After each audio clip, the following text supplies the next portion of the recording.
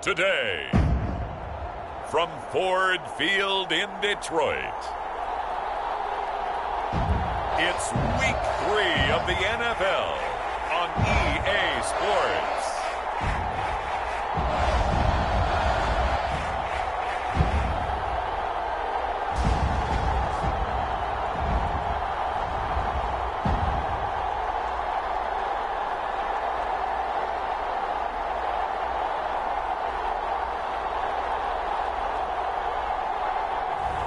We'll see Jared Goff and the Detroit Lions taking on Lamar Jackson and the Baltimore Ravens. First opened in 2002, there's a look inside Ford Field here in downtown Detroit, the Motor City. Today, it's Week 3, and we've got a good one in store between the Baltimore Ravens and the Detroit Lions.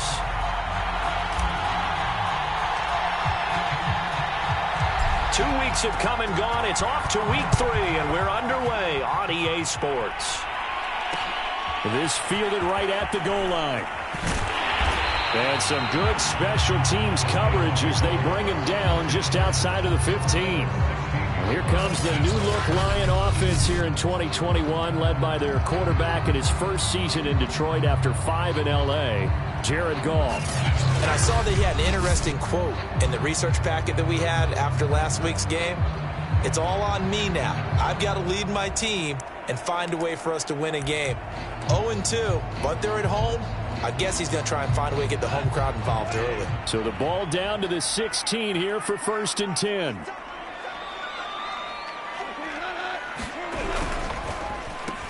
They'll run for the first time with DeAndre Swift. And he is going to be stopped cold behind the line of scrimmage. It'll go as a loss of a yard on the game's first play. 2nd down. This defense is a difficult one to prepare for, one of the best in the league. They'll come at you from all angles, and they did a nice job there stopping him for a loss. A loss of a yard there to start out. That leads to a 2nd and 11. To throw is Goff. And that's to Amon-Ra St. Brown. They'll get 9 there as that sets them up better for 3rd down. And, CD, defensively, you're going against a hot quarterback coming off a 3-touchdown game in their victory a week ago. But what's the big key for them to try to slow him down? You ask all the tough questions, don't you, partner? Because with this guy, if you blitz him, he takes advantage of that man coverage and burns you. But if you bring on those extra DBs, he sits back there and does what he wants. To me, rush coming, and he's taken down. Adafe Owe coming in to drop him for a loss of 8, and it also brings up 4th. They just gave up a sack there, and if I'm not mistaken, they gave up 4 last week, didn't they? Yes. And they're just looking really porous, aren't they? They really are, and I'm wondering if they're going to have to start thinking about keeping the tight end in, maybe a back, someone to help assist, because right now, their quarterback's been getting hit a lot in the last couple of games. The NFC's Pro Bowl punter a year ago, Jack Fox, on to punt for the Lions. He'll kick it away after a 3-and-out on the opening drive of the game. Returnable here from the 38. And he will go out right near the 35-yard line. An excellent return that time, 26 yards. And the Ravens set up well to begin their drive as it'll begin in enemy territory already. Time to see this wide-open Baltimore offense go to work, and leading them, pretty darn good one, Lamar Jackson out of Louisville. And for how good he is throwing the ball, it's his running that makes him so dangerous. He had a couple of touchdowns on the ground in last week's game, so we'll see what they dial up for him for this one. Ball up to the 35 now as they come up on 1st and 10.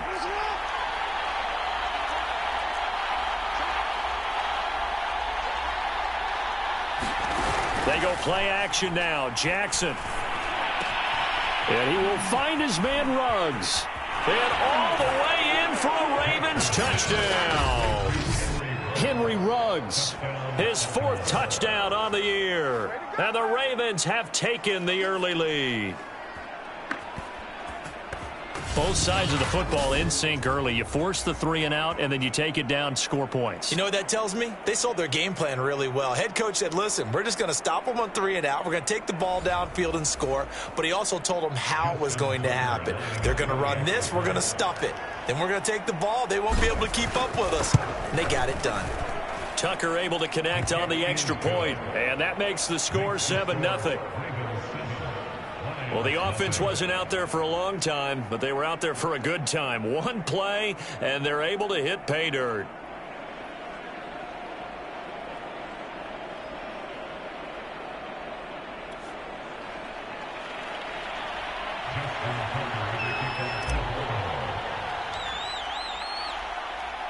Tucker now to kick it away following the touchdown.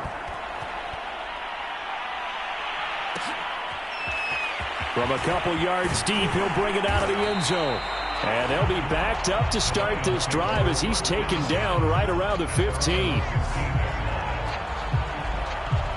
Back onto the field come the Lions for their second overall drive. And they'll certainly be trying to do better than that first drive where they went 3-and-out.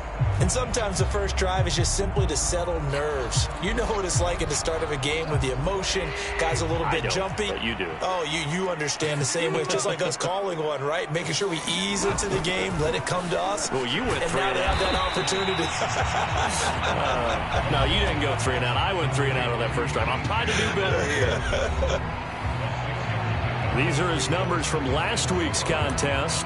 7 catches, 69 yards, and a touchdown. Better tighten up the coverage if you expect to slow this guy down, because if he gets going, he'll eat you up.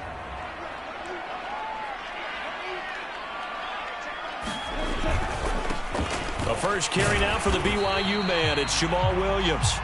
And the window closes quickly. He'll only get up to the 22-yard line. Only a yard on the pickup there, and it'll bring up a 3rd down. Well, this defense for the Ravens, very strong last week as they helped their squad improve to 2-0 on the young season. And that's not the half of it. They forced 7 turnovers in that game, and I know we always talk about turnovers coming in bunches once you force the first one.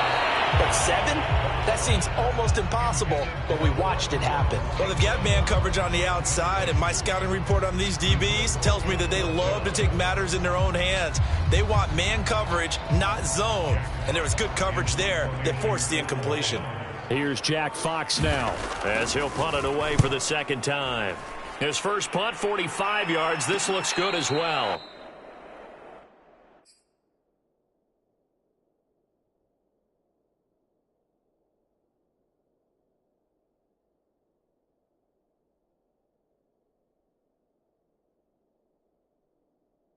A 40-yard punt, no return, and the offense will take over with a new set of downs. Baltimore set to take over here for their second possession of the game. And they'll be looking to make this a 2-score advantage. Had the touchdown on their first drive, Charles. Hey, they can get up 2 scores here on the road. That's a heck of a start. And not only have they thought about it, I wonder if they visualized it. I remember playing, and they used to turn the lights out in our meeting room and run through a situation like this and say, just think about what it would be like to be up on the road and take the crowd out of it. Maybe they did some of that. Well, I can certainly tell my age, partner, because when I was a kid, running backs like J.K. Dobbins with over 2,000 yards in their final season in college, they went early in the draft. Instead, he somehow lasted until the 2nd round. But how great is it to get a guy with that ability who can run it inside, run to the perimeter, and catch the football out of the backfield? To be able to get him in the 2nd round, that's what I call a steal. And he'll go out of bounds inside the 15-yard line. A big pickup there on the run. Well, he, like many good running backs, loves to go to the right, and he looked really comfortable going right there. And was aided by the deception from his QB, who dropped back first before pitching it out to the right to him. I think it allowed the blocking to get set, and that allowed for the big run, too.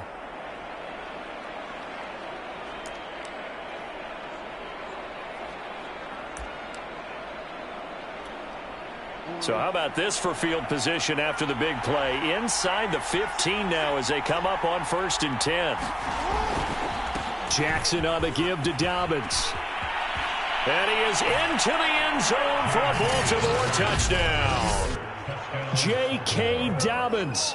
His 5th touchdown now on the year. And the Ravens lead this now 13-0 here in the opening quarter of the ball game. If you didn't know it, it won't surprise you to find out that this team leads the league in scoring. They've been a quick strike team all season long. There's another example. They did it again. This offensive coordinator, right now, you can write his ticket towards being a head coach. He's advanced in the ways of offense. Tucker with the extra point, and that'll make the score 14-0. Scoring summary, 3-play drive. And it's finished off by a touchdown run from J.K. Dobbins.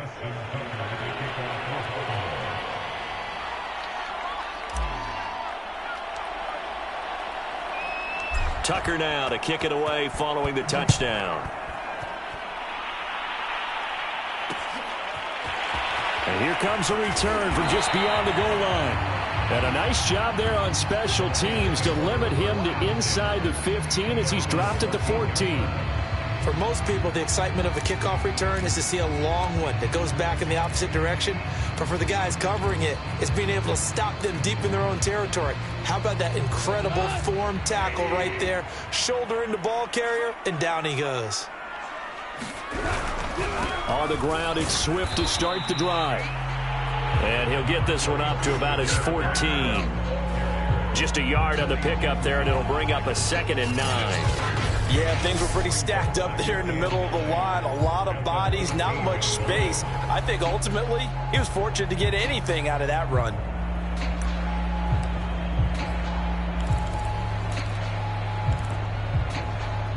Now it's 2nd and 9.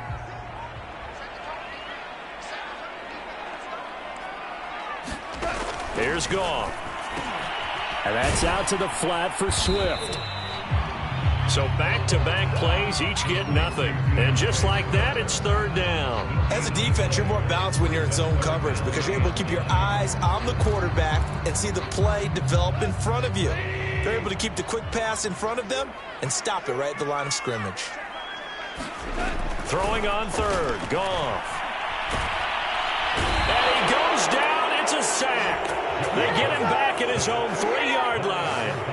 Odafe Owe able to record his 5th sack of the season. For a rookie first-rounder, he's made a huge impact on this defense, but that tells me that they had a plan for him when they drafted him. Just turn him loose, do what you do best, go get the quarterback. Here comes the Lions punter now as the drive goes backwards, so he's on to punt it away. And he's able to get it out quickly, and this is not a bad kick here. And a fair catch signaled for and taken successfully. So a change of possession here on the punt. And possession will switch hands, 1st and 10. The football back over to Baltimore and J.K. Dobbins. And you see his numbers from a week ago. He was up over 100 yards then, and he's already hit pay dirt here once in this one. We always talk about quarterbacks and receivers getting into rhythm, right? Really feeling good, finding each other downfield. I think running backs operate the same way. They can hit a good rhythm and a good stride, and he's carrying it over from last week. The Raven offense set at the line for this next drive. They'll throw on 1st down with Jackson. Forced out to his left. And he'll protect himself at the end here as he winds up getting pretty decent yardage. Nice work to get 7 out of that, and it's 2nd down. Now, that was not a bad scramble there on 1st down. He didn't force it, nor did he throw it away. He was able to take off, and now he made it a very manageable 2nd and short. Looking to throw again on 2nd down. Jackson, he'll let this go deep for Ruggs. This is caught inside the 15. And all the way in for a Ravens touchdown. Henry Ruggs with his 2nd touchdown of the game and 5th on the year. And the Ravens are able to strike quickly to add on to their lead.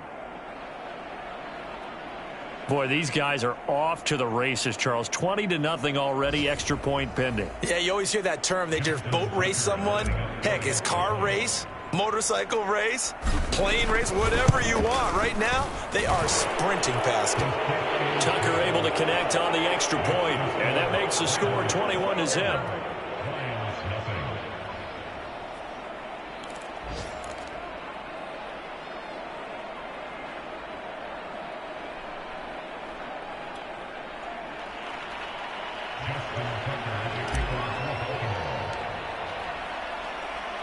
So how about this for a start? 21-0 here in the first as they kick this one away. From a yard or two deep, here comes a return. And in hindsight, probably should have taken a knee as he only gets this out to the 16-yard line. Here's the Detroit offense now as they head back out onto the field. They've shown precious little here offensively thus far as they try again with a first down now.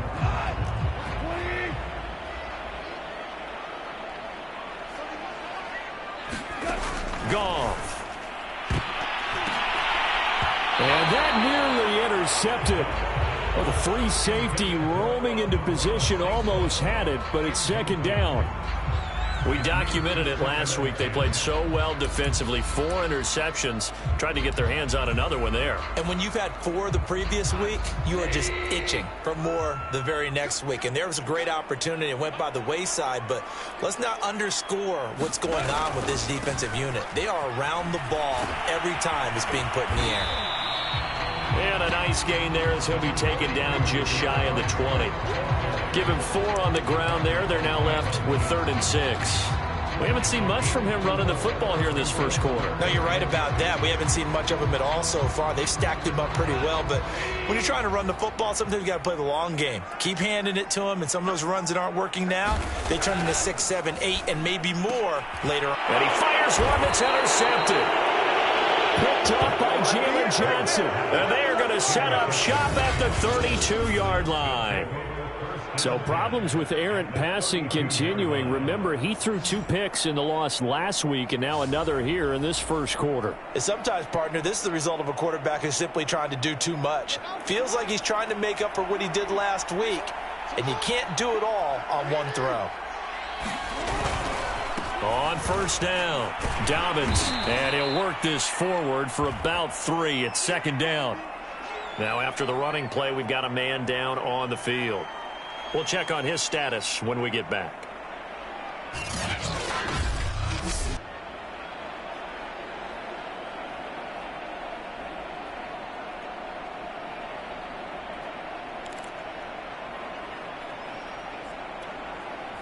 Three yards on that last carry. Here's 2nd and 7.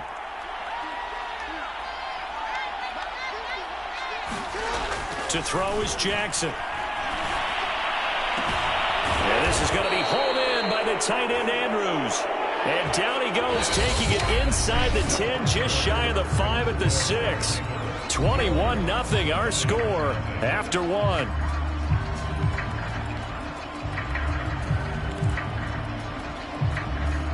And they've got 3 tight ends here on 1st and goal to add some extra mass.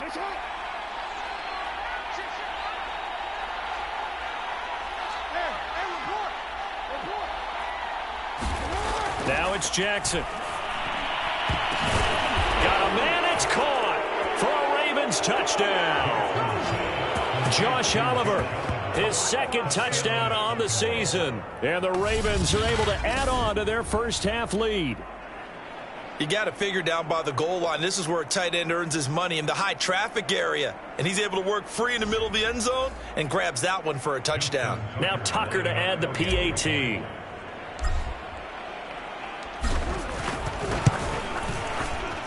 It's good, and they stretch their lead to 28-0 now. The drive there only spanning 3 plays, and it's capped off by the Baltimore score.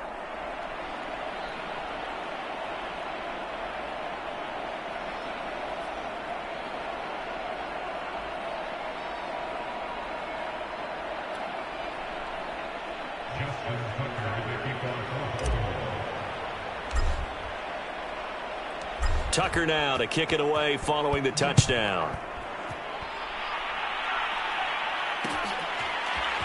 From a couple yards deep, he'll bring it out of the end zone. And he's probably realizing he should have stayed in the end zone as he can only muster a return to the 14-yard line. Getting set to go again here on offense, Jared Goff trots back onto the field. He's got to dig deep here, doesn't he? Team's losing. He's not playing well either. And they always tell you, don't press. You'll make things a little bit worse. But in this particular situation, you try and heighten your play a little bit. So far, he's thrown one interception. He wants to balance that off with at least one touchdown pass in order to get his team back moving forward. And just no chance of turning the corner. He can only get back to the line of scrimmage. 2nd and 10 coming up. Looked like he was trying to bounce it outside, but no success. Yeah, sometimes you got to just figure out where you're going to go, and sometimes you just have to take it to another spot. In trying to get it outside, the defensive pursuit was there and just ran him down. Meanwhile, Goff's throw taken in by Hockenson here. They get him to the ground right on the cusp of the red zone after a pickup of 5 or 6. And there's a completion to the tight end. And look at the size of these players nowadays. At that spot, 6'4", 6'5", and up. A lot of guys used to be basketball players, somehow came back to football. And that's really good for the game of football. You're getting better athleticism. Oh, he's hit. He lost the football. Put it on the carpet. And the Ravens have got it.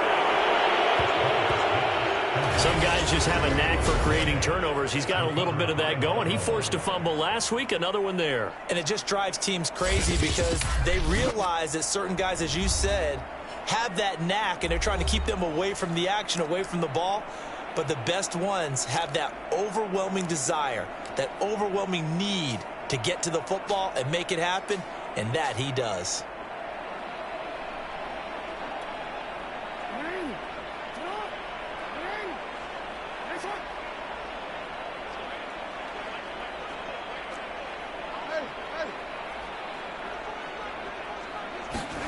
After the fumble recovery, it's Jackson. Wide open receiver complete. And in for the Ravens touchdown. Henry Ruggs on his way to a monster game. 3 first-half touchdowns. And the Ravens open the lead up to 34-0. Okay, we need to double-check here with Marvin because he keeps all of our good stats. But what I've got is 5 drives, 5 touchdowns, and they've got a nice, healthy lead. Well, after the first drive, we thought things might be clicking. They're really clicking at this point. They're clicking about as much as they can click. And right I just said click a lot. Yes, you did, but that's okay because the guy who's coordinating the defense, trying to slow them down, good luck. He's going to have hair that looks like mine very soon. Not much of it. Tucker now to kick it away following the touchdown. This taken in at the goal line. And some good special teams coverage as they bring him down just outside of the 15. Another shot now for this Lions offense. And they had the fumble last time that led to a touchdown. That's a no-no. We'll see what they do here this go-around. A big no-no. Put that in capital letters. Turning it over, the other team takes it down and scores. That can be a deflator for a football team. Now it's up to the offense to get back out on the field and pick things up. You know, they're out there. We'll see if they can pick those things back up. Coming up on a 2nd and 6. Goff a handoff here to Swift. And he stopped right at the 25 after a gain of 5. I think we can safely say that those types of plays are the backbone of this offense. We know not every run's going to be a big hitter, but you know they'll take that type of result on each and every attempt. The Lions on 3rd down. A pretty woeful 0 for 5 thus far. They're up against a 3rd and 1 situation. They're complete. This is Albert Wilson. And they get him down, but not before he takes it across the 40-yard line. It's been a very one-sided game so far. They got to change what they're doing right now, don't they? You can't wait till the halftime speech to make an adjustment. No, you can't, because if you're doing it right, you're adjusting from series to series, and they need a big adjustment here to try and put some points on the board. On 1st down, it's Goff. He's got his tight end over the middle, T.J. Hockenson. And he's going to get a solid gain of 9 before being brought down. 2nd and right at a yard.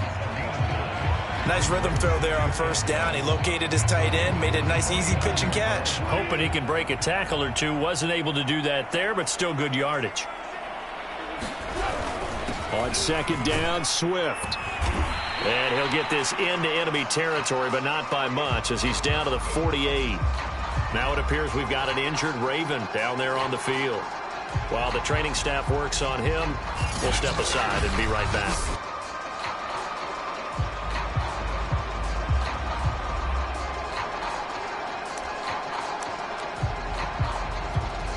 The offense on third down tonight, they've had their troubles, just 1 for 6. They're looking at third in the nose of the football.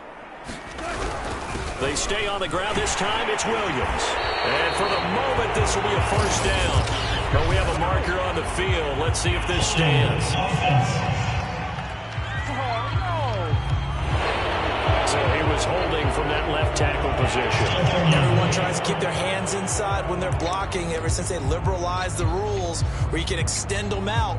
But sometimes they get out a little wide and they get detected grabbing some cloth. The Lions on third down. They've had their troubles, just 1 for 6. This is 3rd and 7. Over the middle here to Wilson. And he is going to have the Lions first down as they're able to get the third down conversion. I think that's a big pickup for a first down because when you run a drag route against zone, you're sometimes asking for trouble because you might run into a defender. Yeah, well, there they ran into a first down, executed it to perfection.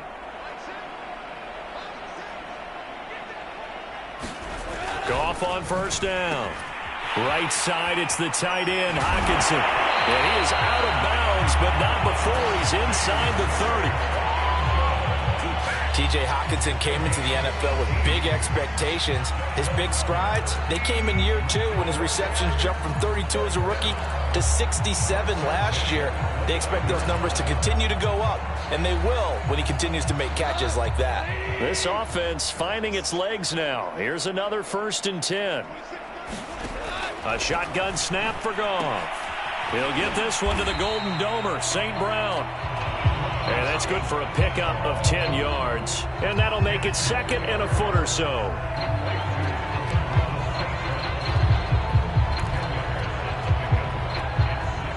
Second quarter action with 1:59 remaining.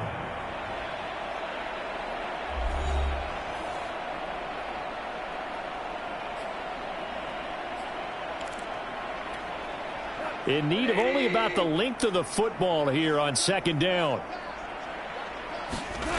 Now Goff. And he fins him off, but he can't get away forever, and down he goes. It'll go as a loss of about 6, and now it brings up 3rd.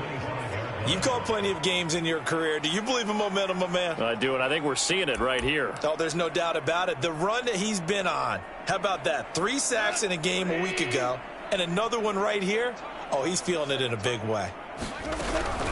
On the draw, Goff will give this to Swift. Well, this is going to depend on the spot, but it's not a very generous one. He looks to be about a yard or so short. And he's just short. He got 6 of the 7 he needed, so that leaves a decision here on 4th and a yard.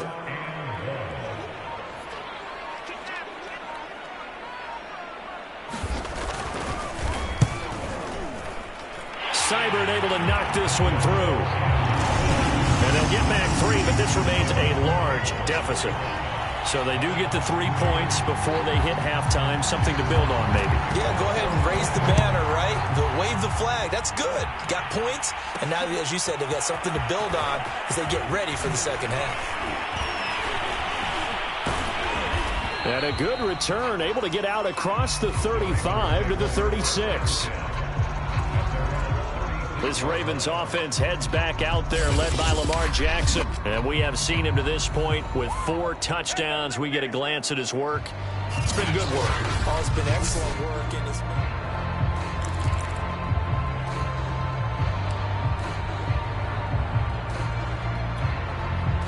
the Raven offense set at the line for this next drive. And with good starting field position and 3 timeouts as well in their pocket, no reason not to try and put a late scoring drive together. Shifts past him at the 45. And he'll be taken down, but not before he gets into enemy territory. Now the Ravens going to use one of their timeouts as the clock will stop with 35 seconds to go in quarter number 2.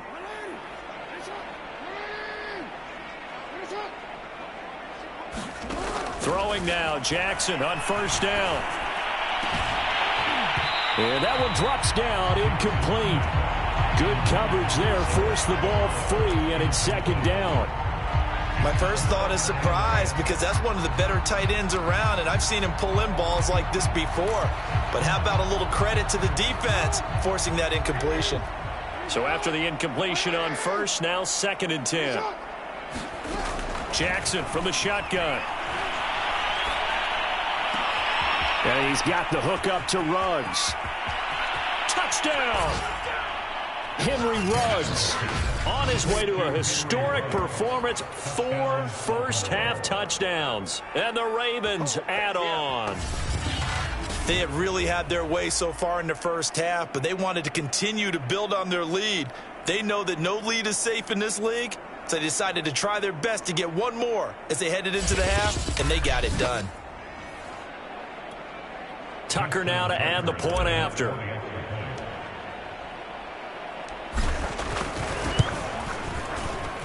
And the route is on here in this first half. So they only needed 3 plays on that drive. And it's capped off with a Ravens touchdown.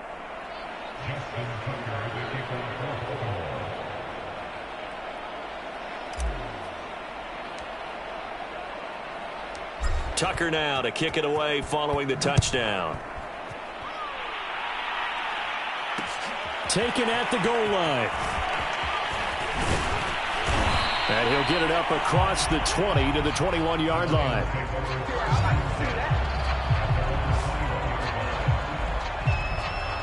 And the Lions going to go back on offense one final time in this first half as they take over with just 17 seconds left before the break. Final 17 seconds of the half here as they come up to the line, 1st and 10. And they'll indeed start on the ground to run that clock. And he's not going to go anywhere as they get him down behind the line of scrimmage. Officially, it's a 1-yard loss. That's going to bring up 2nd and 11.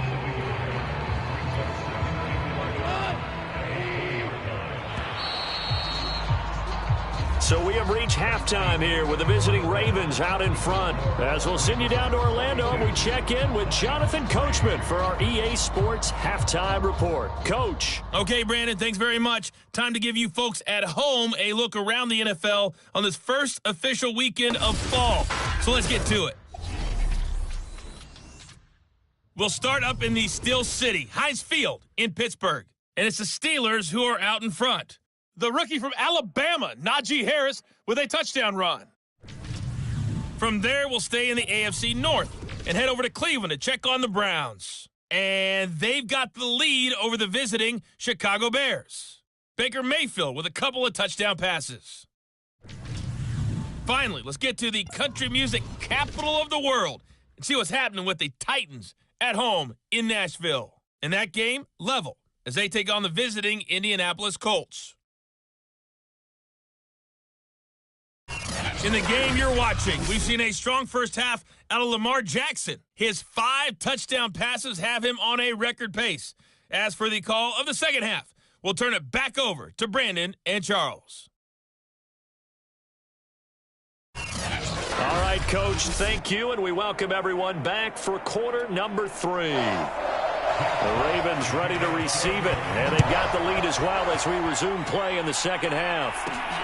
On the return, Devin Duvernay. The lane opens here. He's past the 30.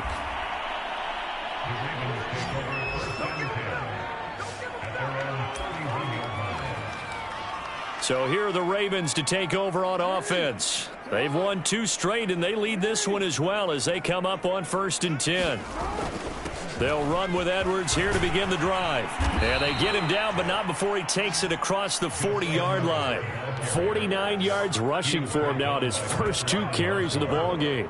They've got the lead early here in the third quarter, and runs like that are how they established that lead in the first half. I love the fact that you're using the word lead because they are leading from the front, pounding on the defense right now with the running game, and truly establishing themselves here in the second half. Come on again. And all the way in for a Ravens touchdown.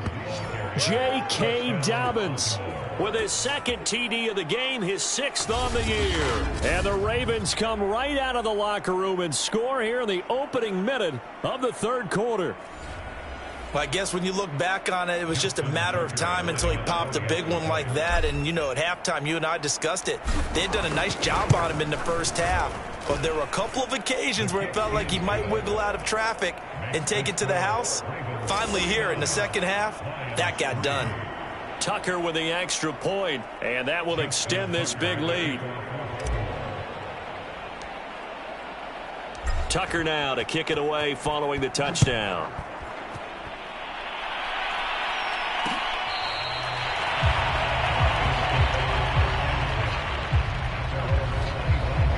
So Jared Goff, he is the focus of our player spotlight. And I guess the question, Charles, is what's the formula for keeping him better protected? Because as we see, the protection, it struggled. And normally what you get is renewed determination. When the big guy gets hit, that usually sparks people. Hey, we can't let this happen anymore. They take it personally. He's not supposed to be on the ground, but that hasn't been the case so far in this game. So maybe they've got to figure out how do they get rid of the ball faster to help out the offensive line so he doesn't get hit as much. And we'll see if they can keep him off the ground now going into double coverage, and it's intercepted. Picked off here by Jimmy Smith. And he will bring this back. It's a pick six and a Raven touchdown. This D wanted to put it away before we even get to the fourth quarter, widening that margin a bit further. And while they won't just empty the bench just yet, if you're a backup, start loosening up. I think you'll get a chance to play before this one is over now with that type of a cushion. Tucker now for the extra point.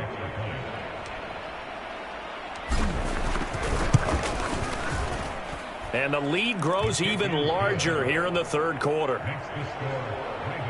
So the defense creating some points, not only getting the interception, but then returning it to the end zone for the pick six.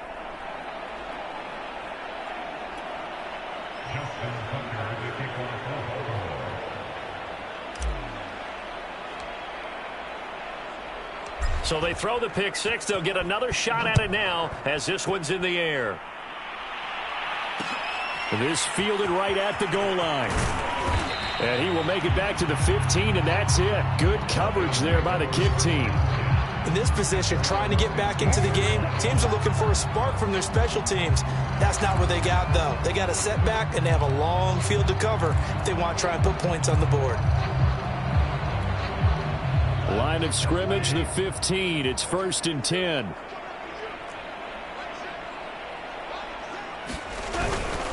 They'll start on the ground with Swift. And a short gain across the 15 to the 17-yard line.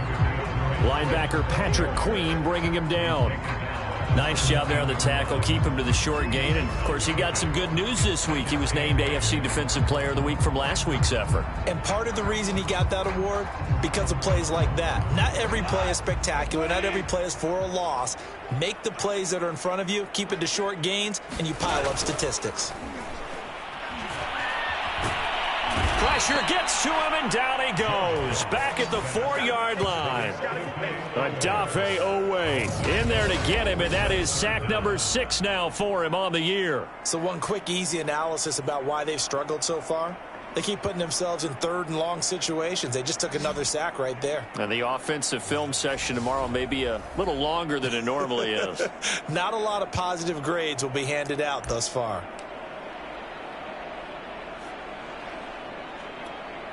After the sack, they'll come up now 3rd and long. Yeah, I wouldn't be surprised to see them run the ball here just to try and get some space. From his goal line here, Goff. And yet again, Goff is intercepted. Picked up by Patrick Queen. And he will bring this back. It's a pick six and a Raven touchdown. So a dangerous pass over the middle into zone coverage, and it bit him hard. And what's really difficult when you throw it in that direction and versus that zone, that means the linebackers have gotten to their spot, gotten their heads back around, and they can see the quarterback and everything in front of them. And they took big advantage of it, went the other direction, excellent blocking, and picked up a touchdown. Tucker able to connect on the extra point, and the lead will swell by one more.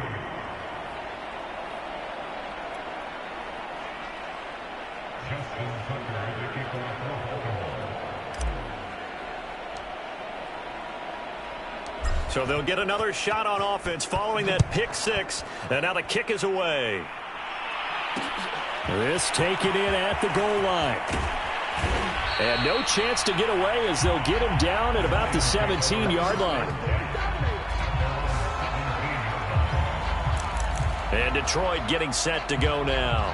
And they just had that pick six. I guess the only positive maybe of them returning that for a touchdown. This offense right back out onto the field to try to make up for it. I like that because now it doesn't give them a chance to go to the bench and really settle, to sit there and kind of seethe over the idea that they turned the ball over previously. Right back out there, it's almost like hopping right back on the bike after falling over. See if they can get the ball moving again. We'll see if they can do it here. There's a nice pickup right there, and after watching that play, I'm thinking about all the lost opportunities that they've had so far in this game. But right now, just focus on continuing to move the ball the way they did on the last play.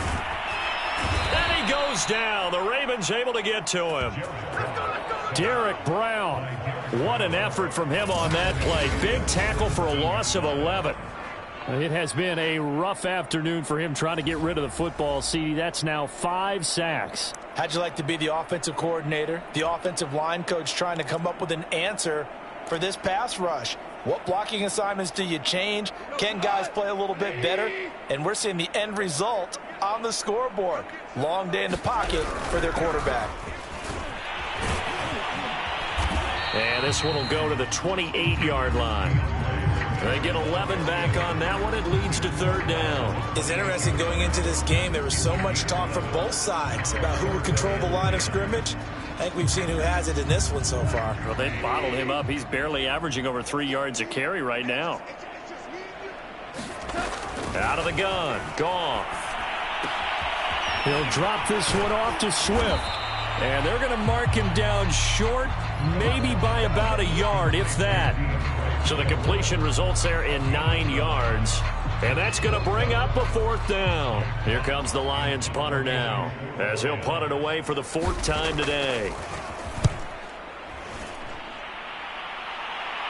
Fair catch called. It's taken in right at the 20-yard line. It'll be a 39-yard punt, no return. And the Ravens, they'll take over. Baltimore about ready to go on offense.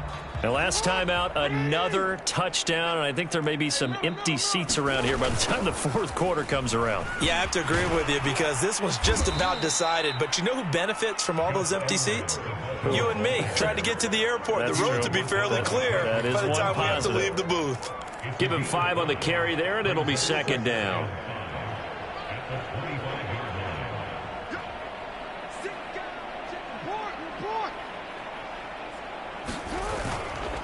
Again, it's Edwards. And this will be a gain of 5 as he gets it to the 30. Well, you certainly have to give a little credit here because they're playing this game now at their pace. This is ball control football, sustained runs, taking their time, and making it work. Play action. It's Jackson. Now he's flushed out right. And Jackson going to have the first down as he will get to the ground to avoid the contact. We just saw a nice example of why teams often bring in baseball guys to teach quarterbacks how to slide in key situations. You want to protect your franchise guy. Make sure he doesn't get hurt. He did exactly that on that play. A perfect slide to avoid the big hit and pick up a first down. 5 yards is the tally on first down. That brings up 2nd and 5. Here's a give to Dobbins. And he's dropped just before the line to gain. 4-yard pickup leaves him with 3rd and 1.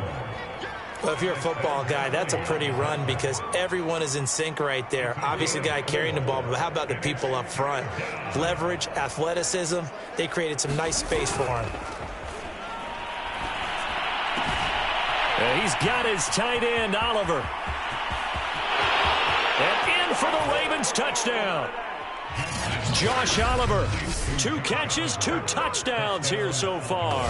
And the Ravens get another 3rd quarter touchdown to add on to that lead.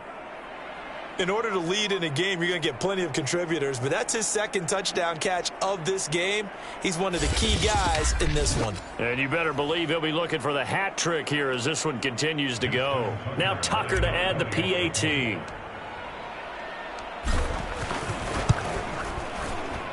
And the lead grows even larger here in the third quarter. That drive goes 80 yards in 6 plays, and it's capped off by the Baltimore score.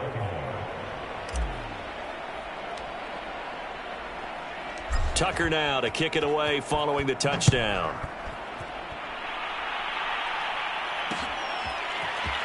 And here comes a return from just beyond the goal line. And he'll be brought down shy of the 20, so the decision to bring it out of the end zone, not a good one. The Lions offense ready to kick off their next drive. These guys had to punt their last possession, and that's become too familiar of a refrain. Too many of these drives just wound up going nowhere. But you know how in baseball, when the pitcher gets a base hit and he's on base, they bring his jacket out to him to keep him warm? A lot of times the punter goes to the sideline, puts on sweatpants or a wrap over his leg to keep it warm. He might need a massage from the trainer right now from all the work he's getting. Now, Charles, we take a peek there at the recent draft class, and this definitely a year where they had a chance to greatly improve this team. And you've got to take advantage when you have this type of an opportunity. 2 first-round picks, you better scout them well and hit on those selections. On 2nd and 10, Goff. And this one almost intercepted. Far too loose with the football. Nearly a 4th pick of the ball game. Well, so far on this drive, they've done some good work. They force incompletions on 1st and 2nd down, bring up 3rd and 10. That brings up the big question. Do they bring pressure or do they play coverage on this down? And he is going to have the Lions first down as they're able to get the 3rd down conversion. 3 quarters have come and gone. We'll return with more after this. This is the NFL, and it's on EA Sports. So from the 36 now, 1st and 10.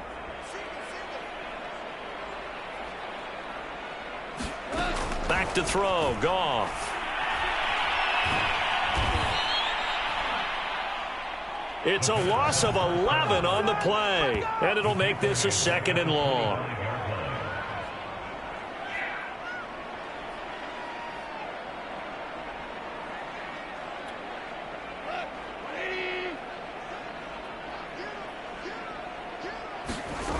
Goff now looking to throw. He'll find Bryant, his tight end. It's complete. He'll be dropped after a gain of about 6 across the 30 to the 31. It certainly feels like there are more stars at the tight end position than there were even 10 years ago. And I think it's become more of a glamour position because of the ways it can hurt a defense, and guys want to be involved. They can be in line, close to the line of scrimmage. They can split out like receiver. And his pass is intercepted for the 4th time today. Picked off here by Jimmy Smith. And they will finally put it into the return, but not until he takes it back all the way inside the 10-yard line. Yet another mistake after the interception there. And, gosh, you look up at the scoreboard, they just got to be thinking this one cannot get over fast enough. It certainly can't. And also what happens when you get this big of a deficit, you're supposed to make all the right throws, right? You're supposed to try and obviously get the ball to your own guys. But being... And he'll take it into the end zone for a Ravens touchdown. Gus Edwards with touchdown number 7 on the year. And the Ravens are closing in on a 3rd straight victory to start the campaign. Even though they've got this big advantage, Charles, they are not taking their foot off the gas pedal right now. Well, I think what we're seeing is the result of all their great preparation and great practice time during the week. And even though it seems like this is a great chance to pull people back and maybe, not try and score a few more times, they don't want to do that. I think they're enjoying what they're seeing, the collective effort, and they want to play it all the way out.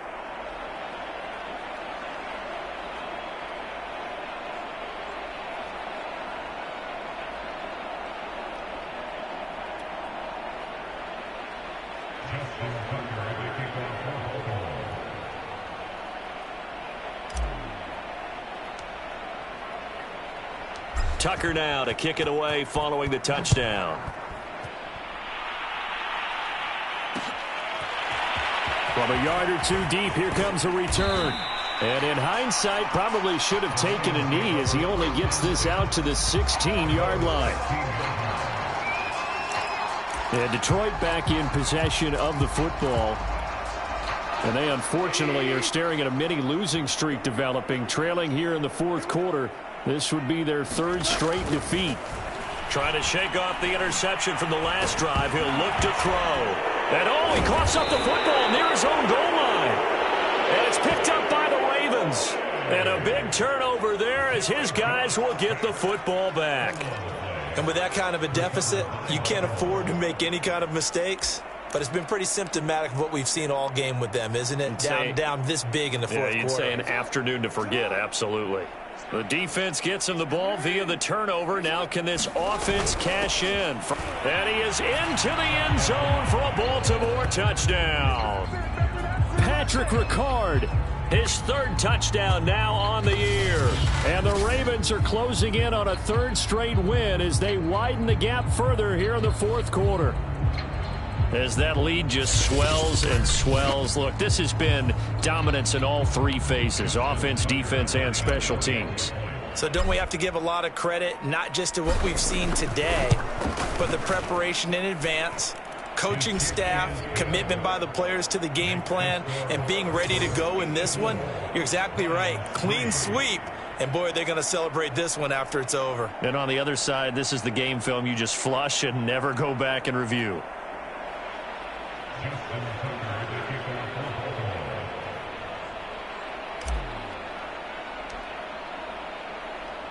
Tucker now to kick it away following the touchdown. From a couple yards deep, he'll bring it out of the end zone. And they'll be backed up to start this drive as he's taken down right around the 15. In this position, trying to get back into the game, teams are looking for a spark from their special teams. That's not what they got, though. They got a setback, and they have a long field to cover if they want to try and put points on the board.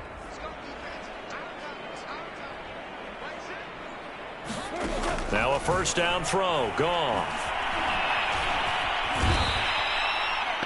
The defense rising to the challenge and setting him back on the sack. And you could say that is just another cherry on top for this defense and that entire team. But really, this defense has sparked what's been an impressive effort here in this one. And I notice you used the word sparked because you're not seeing that on the other side of the ball, are you? The offense right now, the spark has left their game, and it's been because of what you described, that defensive pressure. From the end zone, Goff. And this throw a bit late as he couldn't reach back for it. Another pass attempt, another incompletion. You figure defensively, you're in the fourth quarter here. You've held the team under 100 yards passing. You've done your job. Especially in today's NFL, which is truly a pass-first league. From his end zone, Goff on third and long. Now that'll be caught by St. Brown. Well, they'll get 15, but that won't be nearly enough. It's fourth down. I don't know how many times, not just in my playing career, but you and I working together, have we ever heard a coach say, you know, I just don't have that play on my call sheet. And that's really what we had here. That was a big hole they were trying to get out of. Yeah, big gain, still a ways to go, though. 36 yards on the punt with no return. And now here come the Ravens. They're looking at a third straight win here if they can hold on. Jackson and the Ravens come up now 1st and 10 at their own 42.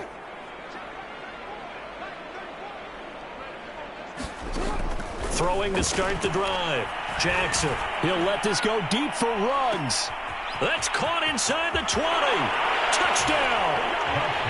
Henry Ruggs. 58 yards. And the Ravens continue to pour it on.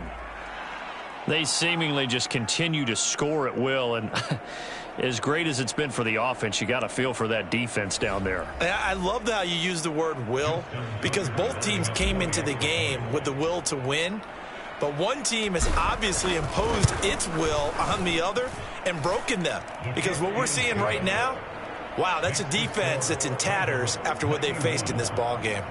Tucker with the extra point, and that will extend this big lead.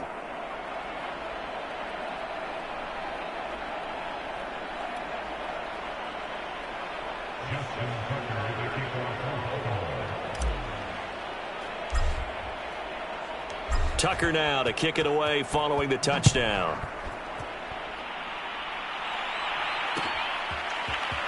And here comes a return from just beyond the goal line. And only able to get this to the 19, so probably should have opted for the touchback. Detroit's offense ready to take over. And on the last go-around, they really couldn't get anything going.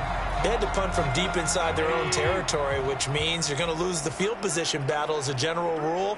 What they're looking for now is a little more consistency, move the ball at least a few times on offense, get a couple of first downs, and hopefully flip the field. Yeah, just something to build off of. That's what they're looking for here. I think he's a little trigger happy right there, and it turned into an ill-advised throw into their zone. Well, we know he has confidence. He'll throw it any place, anytime, anywhere. That time it fell incomplete. So now 2nd and 10 after the incompletion on first down. Goff now looks to throw. And this one incomplete. Threw it down at the feet of his receiver. I think this one offensively, this is one where you just say, let's move on. Let's not even watch the game tapes from this one. Yeah, you might just want to throw it in the trash, act like it was never there in the first place. Yeah, just say we're good. I actually have heard of a coach in the past who took his team out to the practice field and ceremonially. And my goodness, another interception. Picked off here by Jimmy Smith. And he will bring this back. It's a pick six and a Raven touchdown. Well, this may be one of those games as a quarterback where you just want to go home, draw the curtains, get the ice cream out of the freezer, stay home till Wednesday. Yeah, but I wouldn't advise that, because if you stay home till Wednesday, the backup's going to have your job on Tuesday. All right, so I would say get out of bed, but I understand the sentiment. What a tough go for him. Defense, active all game long, foiled everything he tried to do, and then finished it off in a big way. Tucker able to connect on the extra point, and the lead will swell by one more.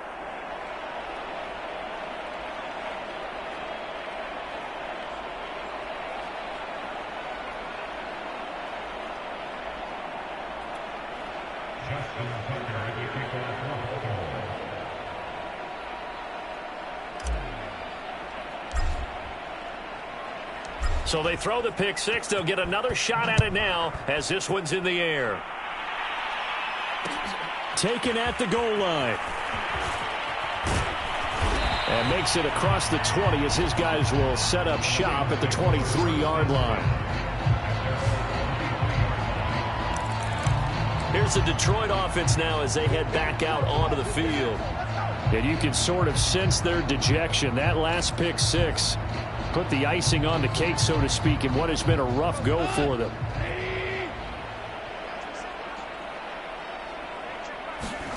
In search of redemption from the pick six. Goff. He'll get this off to Swift. They'll contain him to just 4. 2nd down. All defenses worry that whenever anyone catches the ball and has a head of steam come out of the backfield, it can turn into a big play with missed tackles or he runs through people. But they were right there waiting, and they stopped him for a minimal gain. To throw again on 2nd down. Goff. This one taken in by Cephas. That catch good for only a yard, and it'll be 3rd down. Brandon, perfect defense in this situation would have meant that there was an incompletion. They would have picked it off. Okay, so they gave up the completion. But I really enjoyed watching how the defense stayed in sync, stayed in great communication. And as he dragged across each zone, you see him pointing, communicating. There he is, and they passed him off to each defender. Ended up making a nice play, even though it was complete. Many different ways to create space, but on that play, he did it with that big, wide body of his. Didn't get a whole lot of yardage on the play, but it did what it was supposed to. Pick up a first down. Line of scrimmage, the 37 on 1st and 10. To the air again. Goff. And now here is another interception. Picked up by Patrick Queen. And he will bring this back. It's a pick six and a Raven touchdown.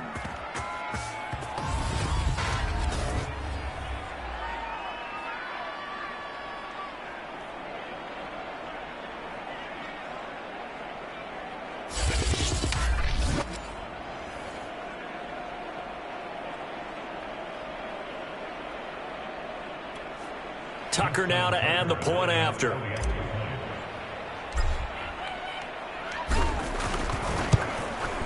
Now this one was over a while ago as they just add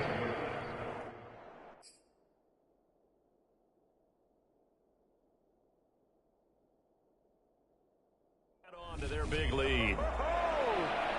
A heck of a play there defensively, getting the interception, navigating his way into the end zone for the touchdown.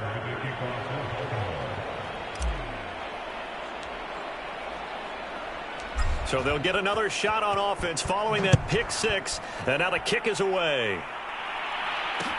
This fielded right at the goal line.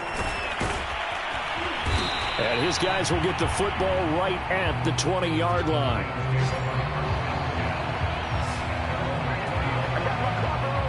The Lions offense set to take over. They've lost this one. Their offense has struggled. Do they try to put together something here at the end just to take into next week? Yeah, sometimes teams want to do that and coaches want to. I remember one time I was on a team and we were losing late in the game like this, and you knew it was lost. And he's taken down. Back at his own 7. Calais Campbell finding his way home for the sack. That right now, that's a defeated team out there. I think you can see it totally in their body language. Hands on hips, heads low. It's just been a struggle from the start. Yeah, this team has been thoroughly beaten right from the word go. After the sack on first down, Goff. They'll try and set up the screen to Swift. And he'll be out of bounds right around the 14. They get 7 there on the screen. It'll set up a third down. I like the thinking there because right after a sack, it can be a great time to call for a screen to your running back and use the eagerness of the defense against them. Able to gain some positive yards out of this one and make things a little bit easier for them on third down. Now on 3rd and long, they'll look to throw. And my goodness, another interception. Picked off by Patrick Queen. And he will bring this back. It's a pick 6 and a Raven touchdown. Well, there's just about a minute left in this game, and they're still taking it into the end zone. And you know they could have taken a knee there, but they decided to play this one all the way out. And I think their philosophy is, we're going to give you everything we've got. If we just go ahead and take a knee now, we're actually showing you disrespect that way, like taking pity on you. They're not about to do that to their opponent. Tucker now for the extra point.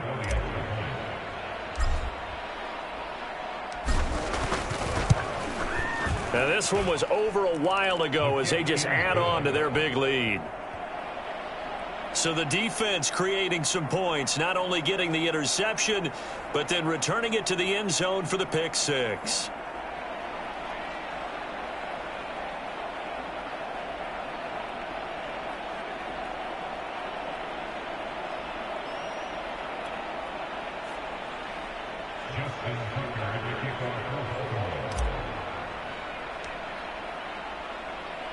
So they throw the pick 6. They'll get another shot at it now as this one's in the air.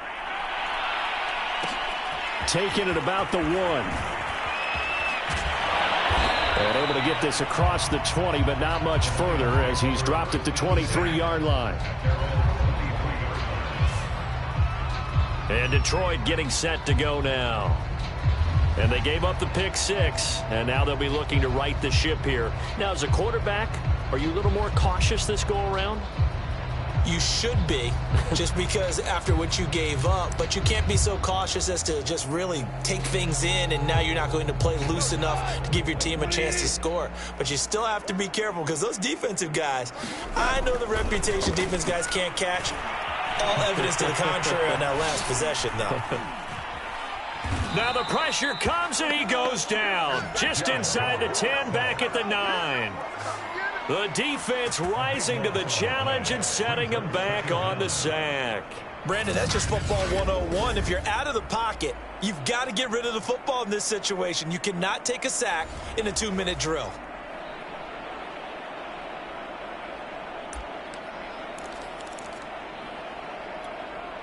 So after the sack, a scenario you certainly don't work on too often. 2nd and 24. And now here's another interception.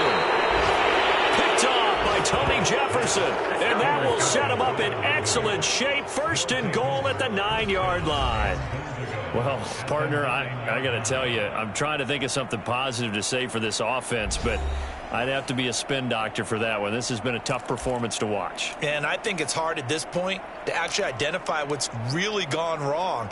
I guess the catch-all is everything. Doesn't sound like real sharp analysis, but I don't have much else for you. And the scoreboard just lopsided, and it's been ugly from the get-go. And from the 9, they get this to the 5-yard line. Now the Ravens going to use one of their timeouts. It's just their first. They've got 2 more to use here in the final stages. And the ball smack dab on the 5-yard line. Here's second and goal. And despite the late lead, Jackson to throw. Toward the end zone, but that's going to wind up incomplete. They got the win last week despite not having any interceptions. Tried to come up with one there, could not. But there's a stat category called PBU, pass breakup. That's important too, and they got one. Yeah, there's no doubt about it because at least you're there, knocking the ball away. Offense isn't possessing it, making plays downfield. And you just continue to harass the receivers, harass the quarterback, and give them another 6. It's caught for a touchdown, and the blowout continues. Now it's looking incredibly likely to be a 3-0 start to this season. That is obviously excellent. 2-0 is one thing. 3-0, you really have some momentum. And now they're serving notice to the rest of the league that they're a pretty darn good football team. Confident, aggressive, attacking at all times. This looks like a team that you're going to have to deal with. And guess what? Behind closed doors, they're trying to figure out ways to get better. Tucker with the extra point, and that will extend this big lead.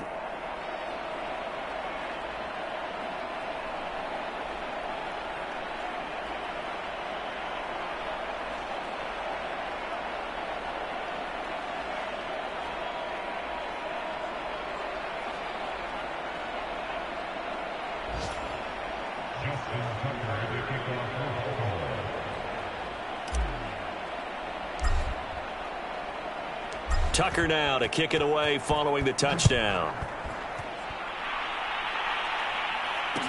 This taken in at the goal line. And no alley to be found. The coverage was solid, and he's dropped at the 18.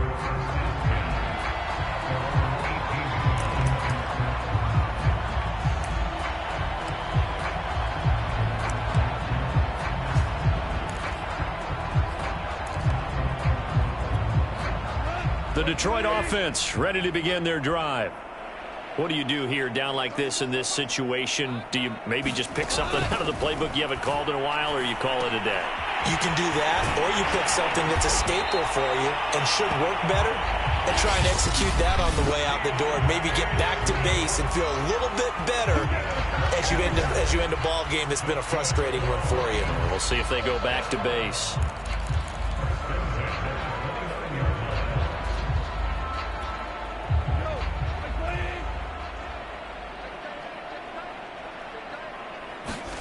On 1st and 10, Goff. And that is incomplete, stopping the clock with 5 seconds to go. Well, we've talked about it, CD, but it bears repeating. They are struggling to throw the football. All the interceptions and more incompletions. It just doesn't look like things are in sync out there. I would agree with that, and it's not a good day when you feel like an incomplete pass is almost a win for you because it wasn't intercepted. I think the receivers now, when they're running their routes, they want to catch the ball, but they also want to make sure that the defenders don't take it away. A big offensive explosion helped leading them to victory, and the defensive guys, they're just saying, hey, put those points up every week, we'll just keep winning. They will gratefully accept them, won't they? It makes their job that much easier when they're scoring that many points, allows them to play with a totally different style and a different flow. So for the Ravens, it's an ideal start as they move to 3-0 now on the young season. And they'll get another road test next week as they head to Mile High to take on the Broncos. Meanwhile, for Detroit, the early struggles continue as they'll sink to 0-3. And they'll try and turn things around next week as they have a date at Soldier Field with the Chicago Bears.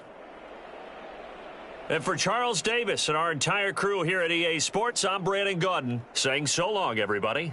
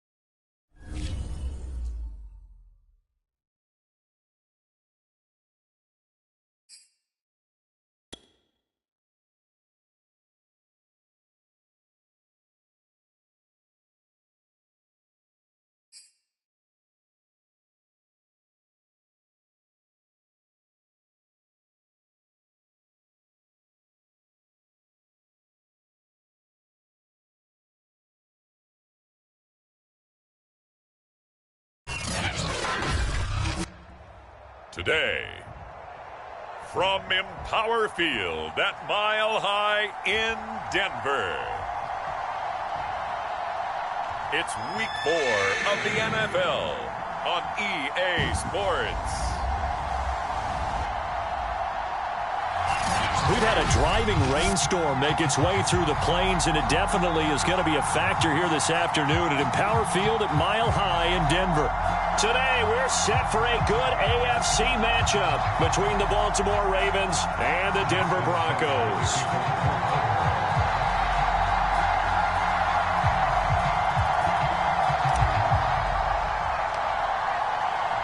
Seems like we were just starting training camp, but here we are in October, and off we go on EA Sports. From the 10.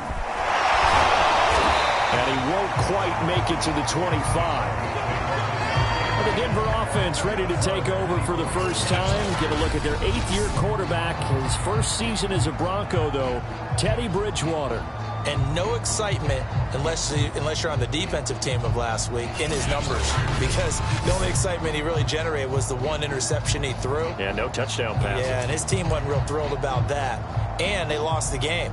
So I know this week has been tough on him because he's been working hard. Fundamentals, footwork, finding the right targets. And bottom line, how do they get a win?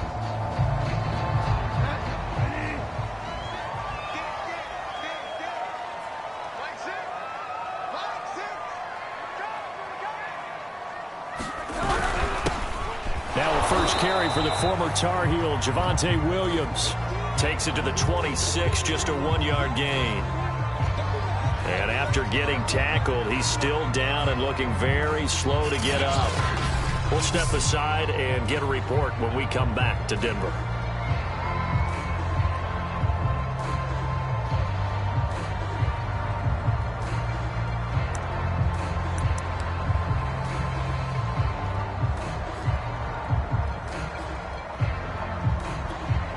The run only got a yard. Here's 2nd and 9. They'll run for the first time with the former Bearcat, Mike Boone. He takes this for 3 to the 29.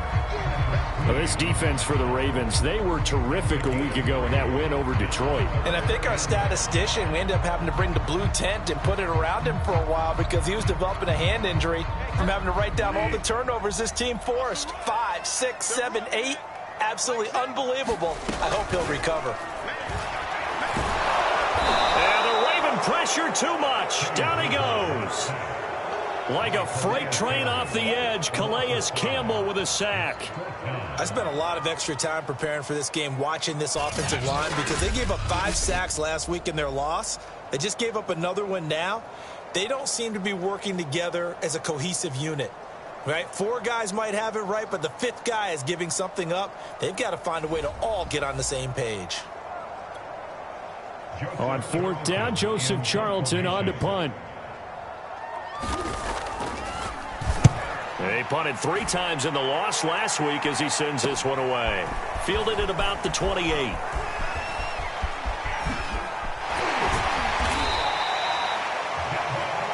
Excellent work on the run back there, 33 yards. And this offense, they're going to have excellent field position. They take over with a 1st and 10 on the short side of the field.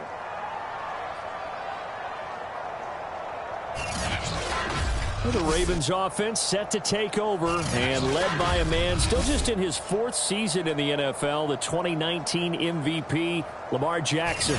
And he's playing at a very high level here in this early part of the season. In fact, he leads the NFL in passing yards. Now, that's not always an indicator of success, but in his case, it is. So from the 39 now, they'll come up on a 1st and 10.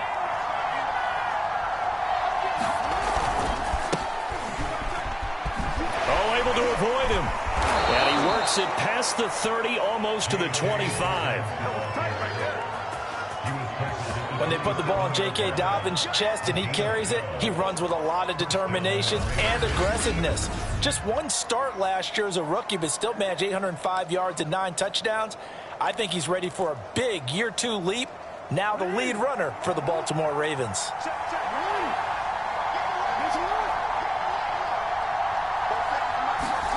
Throwing on first down, it's Jackson. This one caught by his tight end, Oliver. And he gets it inside the 10 to the 9. Well, this is a defense that's definitely on their heels now because they gave up the running play for good yardage one play ago. Now the pass here sets this offense up 1st and goal. They're going to have to dig in strong now because they've been in retreat so far in this drive. This offense on the march.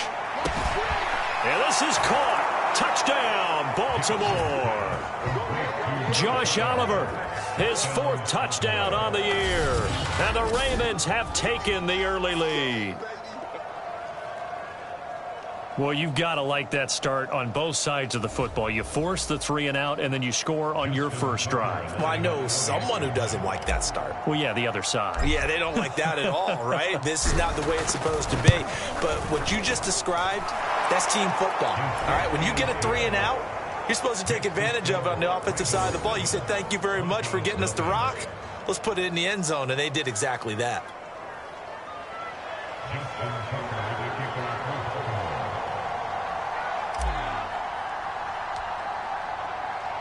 Tucker now to kick it away following the touchdown. This is taken just shy of the 10. And he brings us out past the 20 to the 24.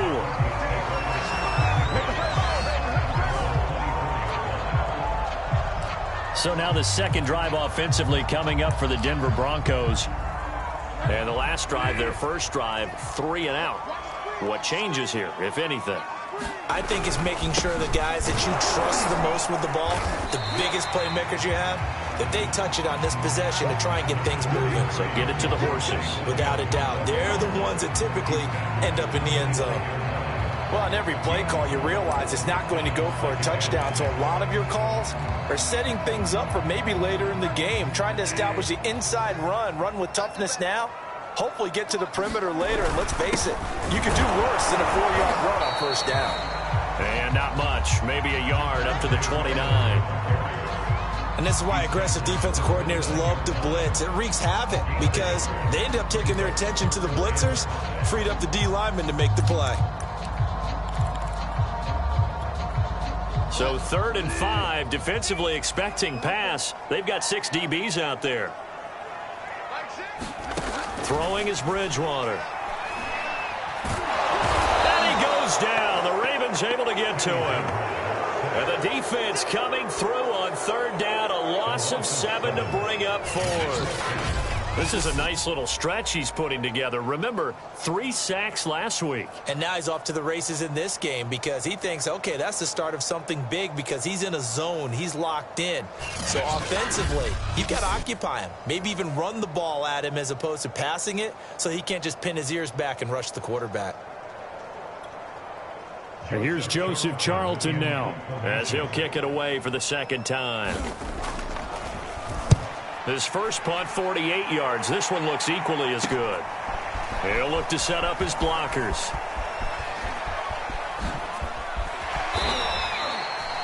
So possession goes over here on the punt. And the Ravens set up well to begin their drive as it'll begin in enemy territory already.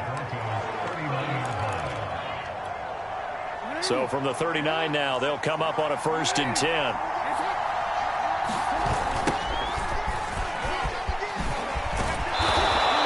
Inside the 35, he goes to the 32-yard line. A solid run on first down. Gain of 7 leaves him with a 2nd and 3. You often say that sort of opens the playbook now, 2nd and short. What do you think, early shot here? I like where you're going. Obviously, we've been together for a while because you know me. I want to take that shot early and loosen things up. Oh, that'll be incomplete. Well, he took a shot as he let that go. And it's going to bring up a 3rd down. Well, the great coach has said football is really a simple game. Rush theirs, protect yours. And he's talking about those guys throwing the football. In this situation, the rush one, hitting the quarterback and forcing him into an incompletion. So the incomplete pass on the last play, and that leads us to a 3rd and 3. Throwing is Jackson. Got his connection complete to Ruggs. And they'll have it in the red zone before he crosses over out of bounds. So the ball down to the 16 here for 1st and 10.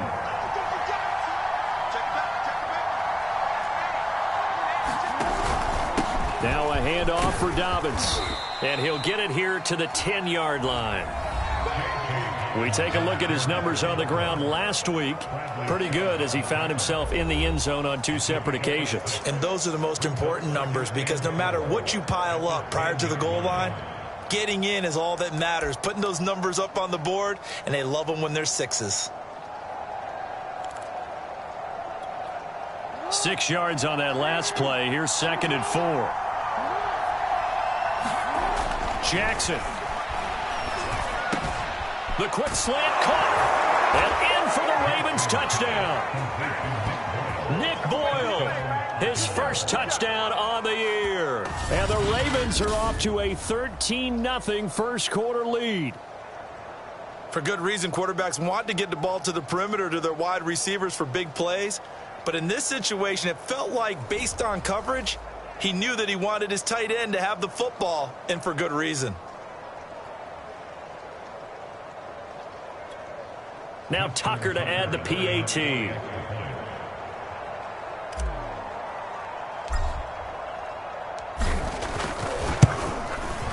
And we'll see if this rain affects the team's decisions going forward, but they kick it here, and it's good. The drive summary that time, 5 plays. And it's capped off with a Ravens touchdown.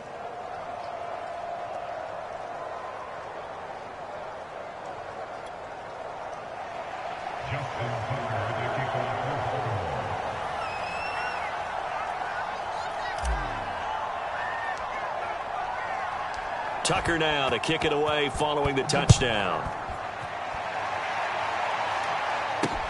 Taken from about the 12. And he'll get it up past the 20 to about the 22.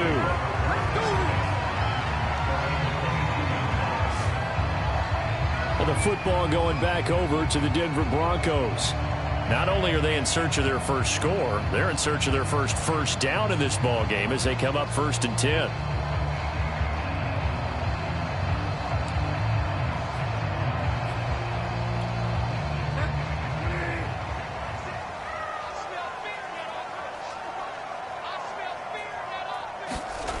Throwing, Bridgewater. And that one going to come up short, low throw.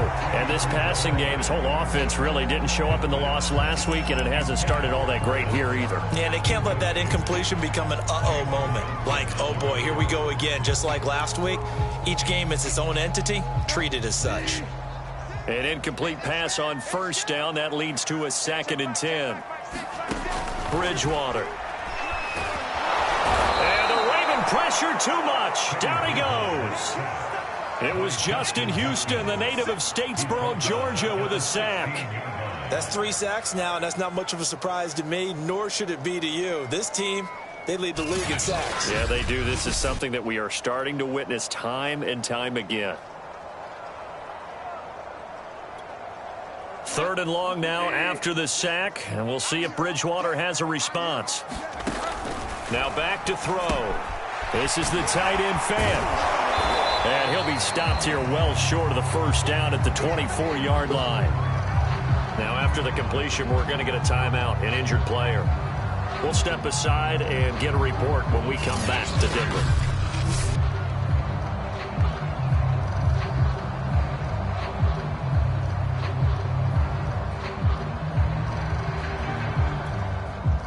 The Broncos send out their punter now as he's on here to punt it away. And he's getting a workout here in this first quarter as he gets it away. Fielded just inside the 30. A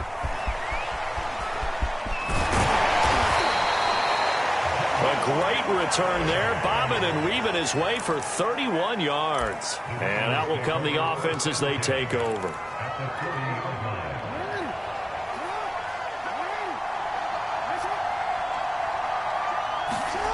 Jackson on 1st down. That's complete. It's Devin Duvernay. And they move this all the way down to the 9. A big play that time through the air. 30 yards.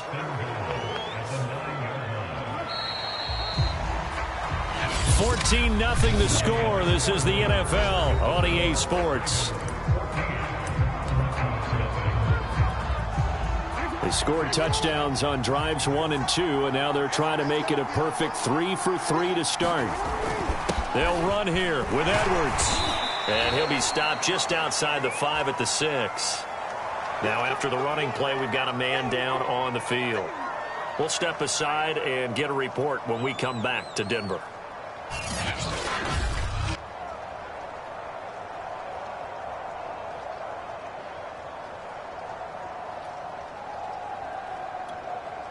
The 6-yard line, the line of scrimmage on 2nd and goal. Again, it'll be Edwards. A nifty move on the run, but ultimately stopped short of the goal line down at the 2. Give him right around 4 on the carry. We'll see if they want to keep pounding here on 3rd and goal. Well, he did get a taste the previous week. He got into the end zone, trying his best to get there in this game. So far, he's been denied. 3 tight ends up front here, 3rd and goal. And they'll try to pound it in with Ricard. And he'll take it into the end zone for a Ravens touchdown. Patrick Ricard, his 4th touchdown on the year. And the Ravens will extend their lead. Boy, so if you are scoring at home, Charles, and God bless you if you are, but that's now 3 drives and 3 touchdowns. So in a baseball game, wouldn't that wreak havoc on your scorecard? Yes. I mean, with all the action that's happening now, how they got here, whatever cliche you want to bring into it, they're locked into a groove, they're clicking on all cylinders. Bottom line, they're piling up the points.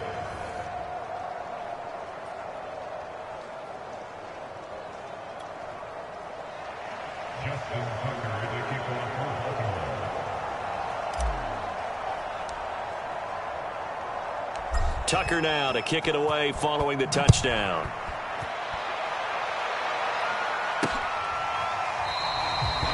And this will come out to the 25 as Hamler elects not to return it.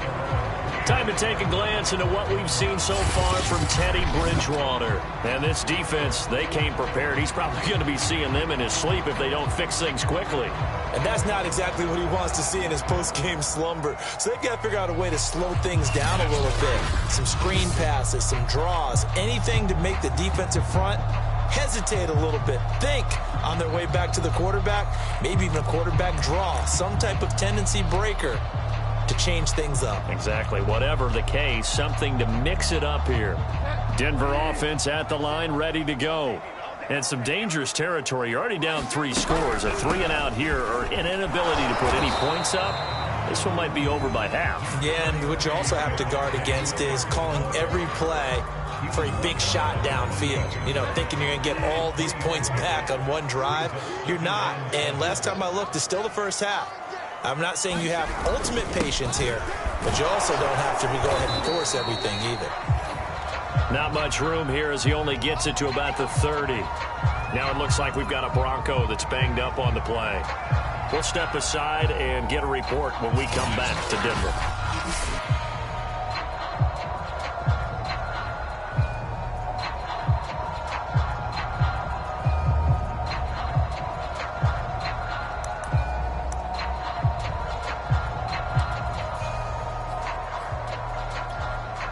The Broncos on 3rd down. 0 for 3 to this point. They could use a conversion. This will be 3rd and 5. To throw, Bridgewater. Had his hands on it, couldn't bring it in. Pretty symptomatic of how this game's been going. This offense has definitely been slow getting out of the gate. It's almost like they missed their wake-up call for this one. No points on their first 2 possessions, and now it's looking like none on this one either. So they're forced to punt on 4th as this one's away. Fielded at the 33.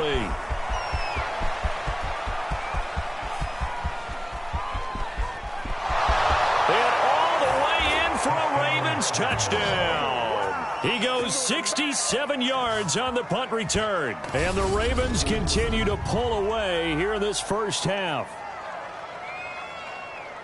And we always talk about kick returns being so exciting on kickoffs. Punt return almost equally exciting. And typically we talk about the kickoff return being the most exciting 10 seconds in football. Let's just cut it in half for a punt return and make it the most exciting 5 seconds in football. It's a great, glamorous, dashing play. A good hold in these wet conditions. The point after is up and good. And that makes the score 28-0.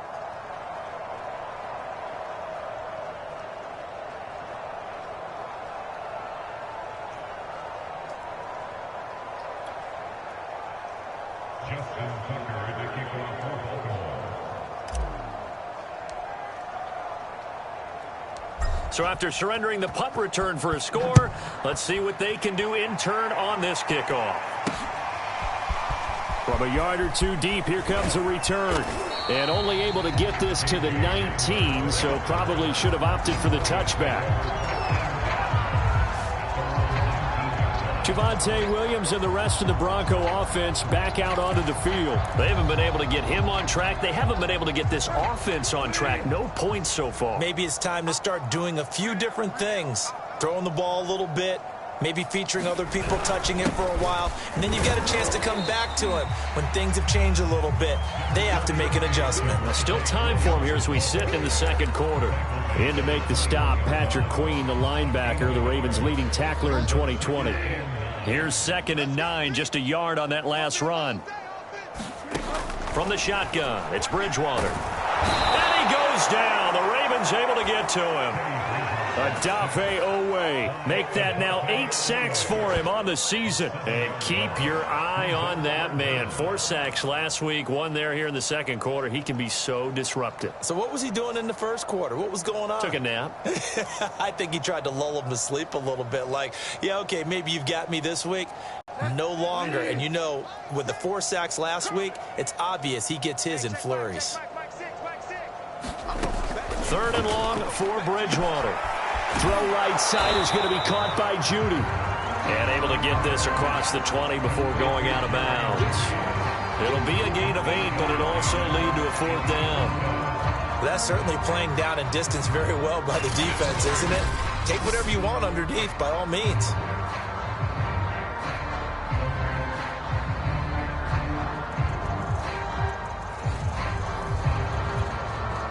The Broncos send out their punter now as he's on for the 5th time here today. And he deserves a bronze leg as he gets this one away. Taken right around the 44. Gets past one man. A very good return that time. 18 yards. And possession will switch hands, 1st and 10. The football back over to Baltimore and J.K. Dobbins. First month of the season, those numbers pretty solid. Does he continue that? I think so, because when you come out of the gate this strong, that means that you have planned for it and you like the results that you're getting. So I wouldn't have any doubt that the head coach, offensive coordinator, actually called him in and said, look, you're our guy, okay? We're going to continue to stick with this as long as we're winning games. You ready for the challenge? And then they presented it to the rest of the team. I think we'll see plenty of that as the season moves on. I'm sure he said challenge accepted. And they are able to stop him, but he does take it all the way to the 2. A big connection on that one. 36 yards. You can feel the effort all the way up here. He tried his best to get there. Didn't quite make it, but down around the 2-3 yard line, got to love the effort, and especially the big play that gave his offense a great opportunity. It looks like a jumbo set with 3 tight ends here for 1st and goal. Edwards will take this into the end zone. It's a Ravens touchdown. Nice job of polishing off that drive, but all the credit there goes to that play prior. Yeah, it certainly does, because after that big play, I think resistance almost felt futile at that point, didn't it? And the very next play, they come right back, quick, fast, and in a hurry, and put it in the end zone.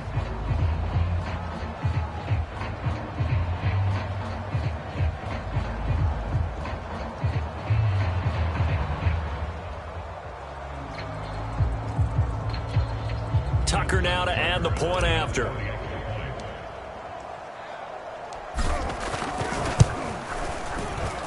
And he's been a busy man, 5 for 5 now as he knocks another one through to extend the lead. Well, it wasn't a one-play drive, but I think they'll take it. The scoring summary, 2 plays and into the end zone.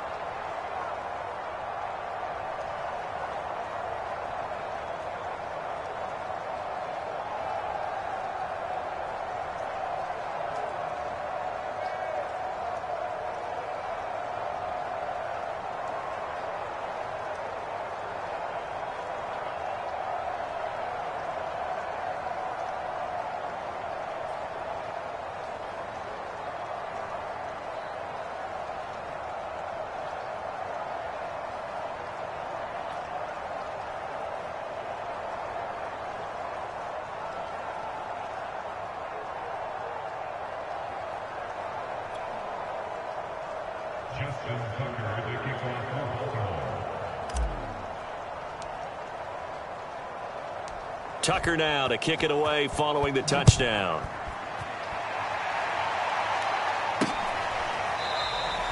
And this will come out to the 25 as Hamler elects not to return it. Denver's offense now set to go. It hasn't gone particularly well for them. That's obvious. In these conditions, no points so far. They've got to get that offense on track. The question, how do they do it? It is the age-old question, isn't it? And to me, finding a way to make sure your playmakers touch the ball without it being too exotic. Meaning you don't have to go deep down the field. Maybe you hit them on those short passes on the perimeter. Make sure you just turn around and hand it to your best runner and get out of the way. Don't cause any extra stress on your offense. And that throw behind his man, he missed him, incomplete. To this point, I've been impressed with the work defensively. They have not allowed a lot of receivers to run free. And there's another example, another incompletion. Following the incomplete pass, here they go again, 2nd and 10 from the 25. Now a handoff. Here's Williams. And he'll be upended at the 28-yard line. Just a 3-yard gain there. Well, that's a good start to this drive on the defensive side of the ball. And force the incompletion on 1st down. Then you're able to shut down the running play on 2nd. Yeah, I wouldn't be surprised now. A little bit of pressure going at the quarterback in an expected passing situation. On 3rd down, Bridgewater. And the Raven pressure too much. Down he goes. Calais Campbell able to get in there for his 2nd sack of the afternoon. Well, Charles, this has been something to watch so far. This is where you really feel for a quarterback. He's been running for his life in this first half. Brandon, that's 5 sacks already, so you know he's got to be saying, can we get some more guys in here to block, please? Because if we don't, we're going to need another quarterback.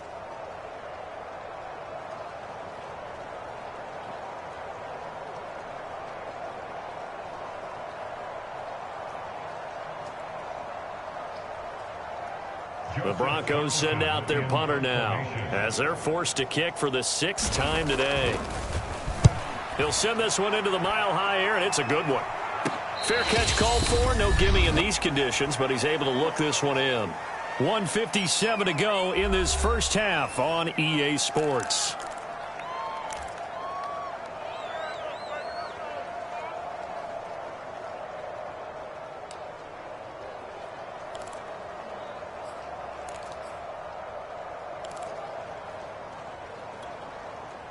The Raven offense set at the line for this next drive. And thus far, the weather has not slowed this offense down one bit. They've looked good so far in the first half. They certainly have. And think back to our meeting with the head coach. And we asked him. A fight for it, and this is caught. What a catch. It's a big play there for Baltimore. There's no doubt in my mind that not many guys in this league have had the impact that he's had here in the first half of the season. He's been a big play guy from the word go and continues to be one with another one right there.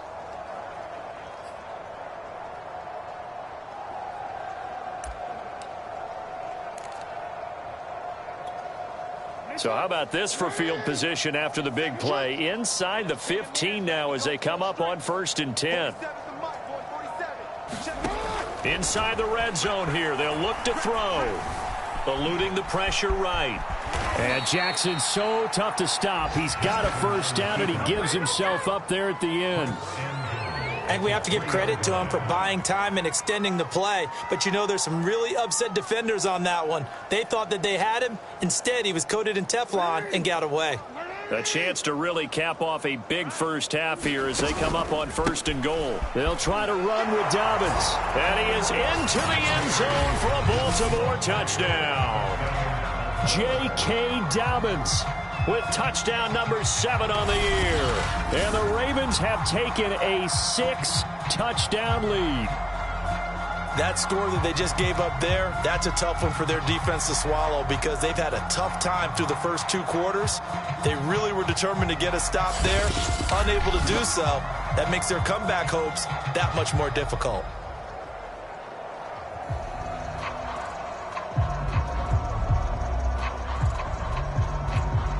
Tucker now for the extra point.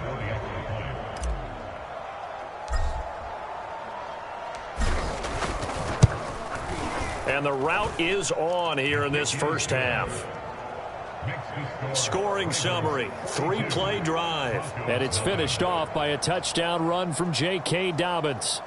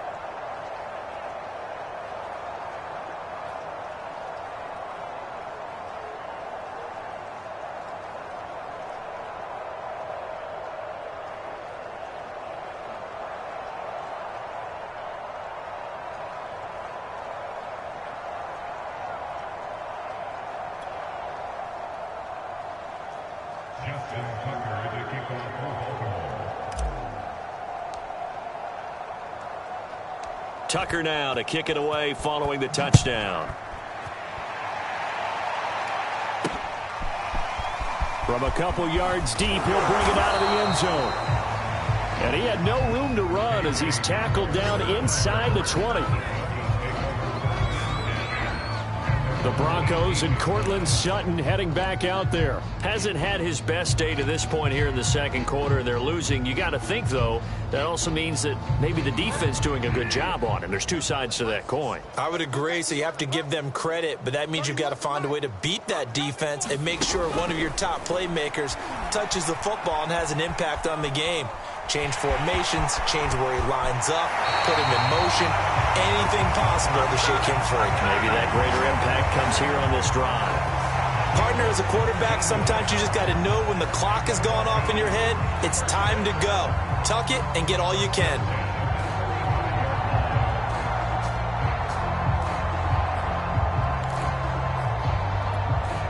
Ball up to the 35 now as they come up on 1st and 10. Bridgewater to throw it. And he goes down. The Ravens able to get to him. Now the Broncos are going to call the first of their timeouts as the clock will stop with 37 seconds to play in this first half. Another try after the first down sack. Bridgewater. And he will lose yardage here to the 31-yard line.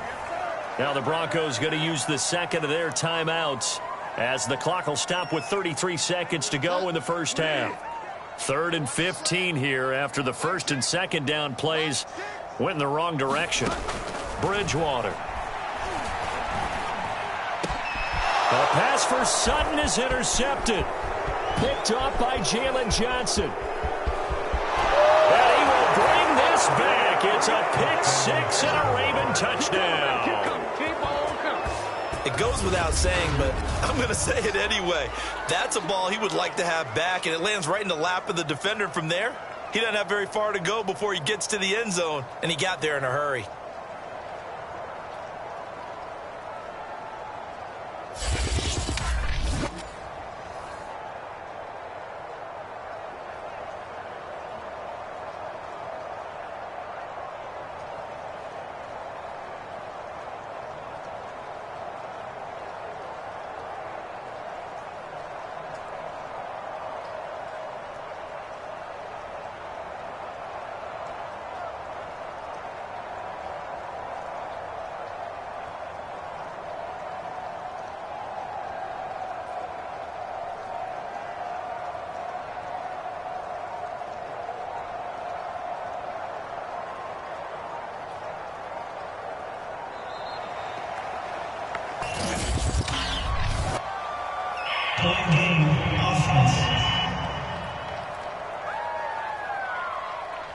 That's going to set them back 5 yards.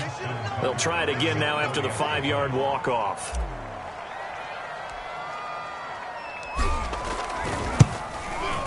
And the route is on here in this first half. A heck of a play there defensively, getting the interception, navigating his way into the end zone for the touchdown.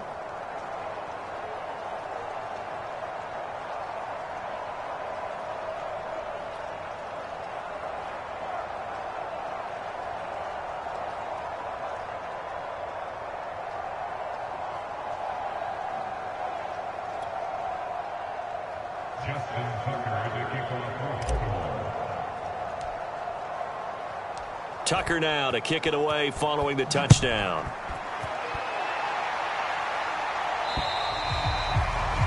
And to no one's surprise here in Denver, that'll carry through the back of the end zone for a touchback. Getting set to go again here, Teddy Bridgewater coming back onto the field. In second quarter, they're down big already. He's struggling as well. They've got to find something here. He's got to find something on this drive. And sometimes you take on all that extra pressure on yourself, and maybe you have to disperse it a little bit. Lean on some other people, lean on your teammates, find someone who can take the pressure off and get the ball in their hands for a while. Or this, if he doesn't, this is getting out of hand, or it could get worse. So the incompletion, and now it's 2nd and 10, again from the 25-yard line. Not wanting to take a chance this time, they'll keep it on the ground. He gets it forward for 4, maybe 5, but the flags fly. And this one could be coming back. So some holding over on the left side of that O-line. And I know for the guys trying to move those big defensive people, they'd love for them to stay in one spot, but they move around so quick and so fast that sometimes you just have to grab them. Now after the holding call, here's 2nd and 20. Big stop, G. Big stop. Let's go. 40. They'll keep it on the ground again here. And the running lane's non-existent in this first half as they'll stop him behind the line. Now the Ravens going to use one of their timeouts as they stop it with 11 seconds remaining in this first half.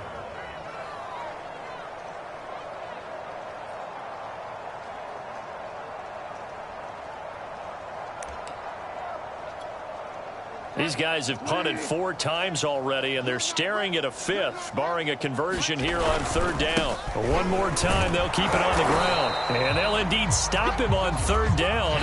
And now what do you want to do with your timeouts? And they're going to take a timeout defensively.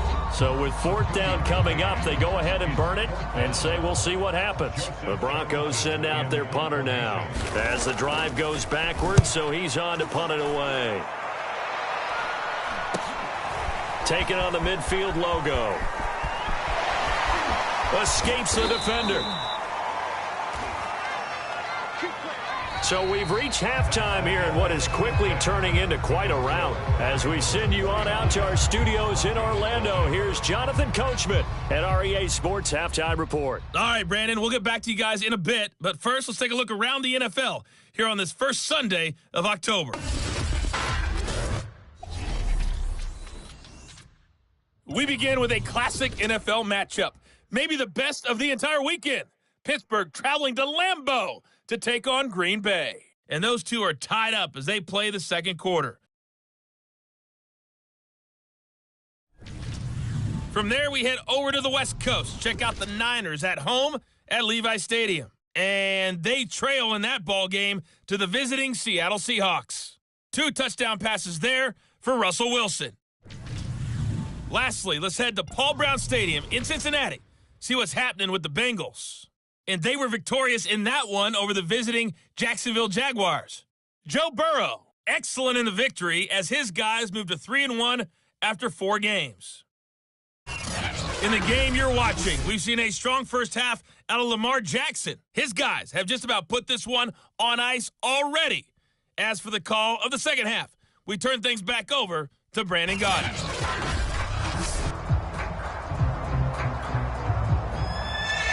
Forecast calling for more of the same. The rain set to continue as we are underway in the second half. On the return is Duvernay. Now that should give him a spark. He's across the 40 to the 43. What a way to start the second half. These guys are showing no signs of letting up. They have a chance to take a decided advantage with this possession. So here are the Ravens to take over on offense. They're on a 3-game winning streak, and right now looking good in this one as well. Jackson and the Ravens come up now 1st and 10 at their own 44. Meanwhile, Jackson's throw complete there to Bateman. And all the way in for a Ravens touchdown. Rashad Bateman with touchdown number 7 on the year. And the Ravens are able to strike quickly to add on to their lead. And nothing too crazy there. A quick slant, and then he just had a seam. He found a seam. And when you hit it on the run like that, and I mean the pass right to the receiver who's already in motion and moving, sometimes he just takes it and runs away from everyone else. And he ran it into the end zone. And the defense, they've got to adjust there quickly. That's tough on them. That's really tough because everything was executed well. Ball was out of his hands quickly, into the hands of the receiver, and then he was gone. Tucker able to connect on the extra point, and the lead will swell by 1 more.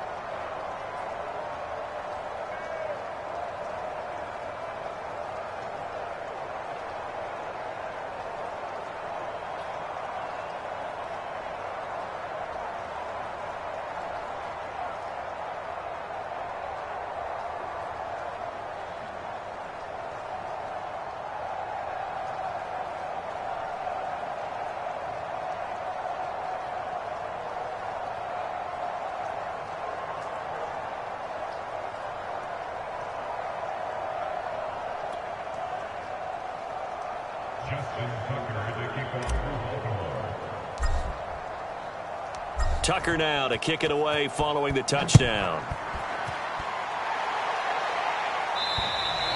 And they will not get a chance to return this one as it's through the end zone for a touchback. So now a look at the Broncos as they head back out there for their first possession of the second half. They've got to dig down deep. I mean, they need something right now, really anything to cling on to. This offense has struggled. Partner, join me in a walk to their locker room at the half, okay? Because I think what we would have seen is an offensive coordinator and his assistant coaches getting together with all their positions, then coming together as a group, going over adjustments, and then the head coach coming in and just screaming, wake up. Yeah. Let's get moving, guys. I'm kind of glad we weren't in there at halftime, actually. You think he might have turned it on us, too? Yeah, but right now, whatever was said hasn't been working. They'll break the huddle, come up on 2nd and 8 at the 27-yard line. Again, it's Williams. And there just continues to be nowhere to run. He's bottled up again at the line of scrimmage. 2 runs in a row, but only 2 yards to show for it. He continues to struggle to find a crease to break off a big one and might need to just put that aside and just try and ram his way forward and get what he can. A 3rd down now, and those last 2 plays indicative of how things have gone for them. Just nowhere to... Tries to force it in, and it's intercepted. Picked off here by Jimmy Smith. And he will bring this back. It's a pick 6 and a Raven touchdown.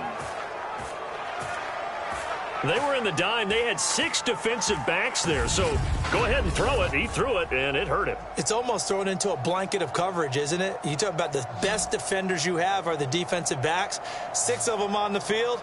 You're almost asking for trouble, and that's exactly what they ran into. Ended up throwing a pick 6. Yeah, 6 defenders and 6 points.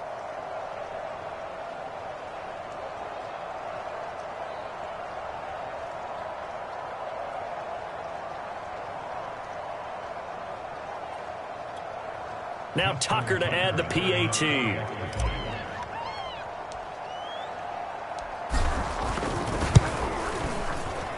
And the lead grows even larger here in the 3rd quarter. So the defense creating some points, not only getting the interception, but then returning it to the end zone for the pick 6.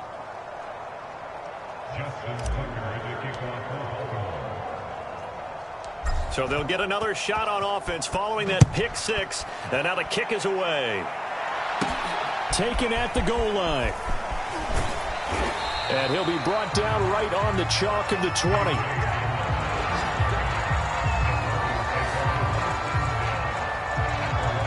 The Broncos are about set to go on offense. They are right now just ice cold. I mean, they have struggled big time in this game, and they're getting blown out. How do they adjust? So tough because we always talk about it being a team game, and you need all 11 working well together. But every now and then, partner, you need that one guy who could make a play against all odds that maybe can ignite things. And I think that's what they're looking for right now. Yeah, you talk about going to your playmakers. They probably need to do it. Find someone that you're used to touching the football that makes big plays and give them that opportunity to maybe wake up everyone else. A 1st down throw for Bridgewater. Toward the center of the field, but it's incomplete. Well, struggles continue. Open targets, and he keeps missing them, pressing way too much.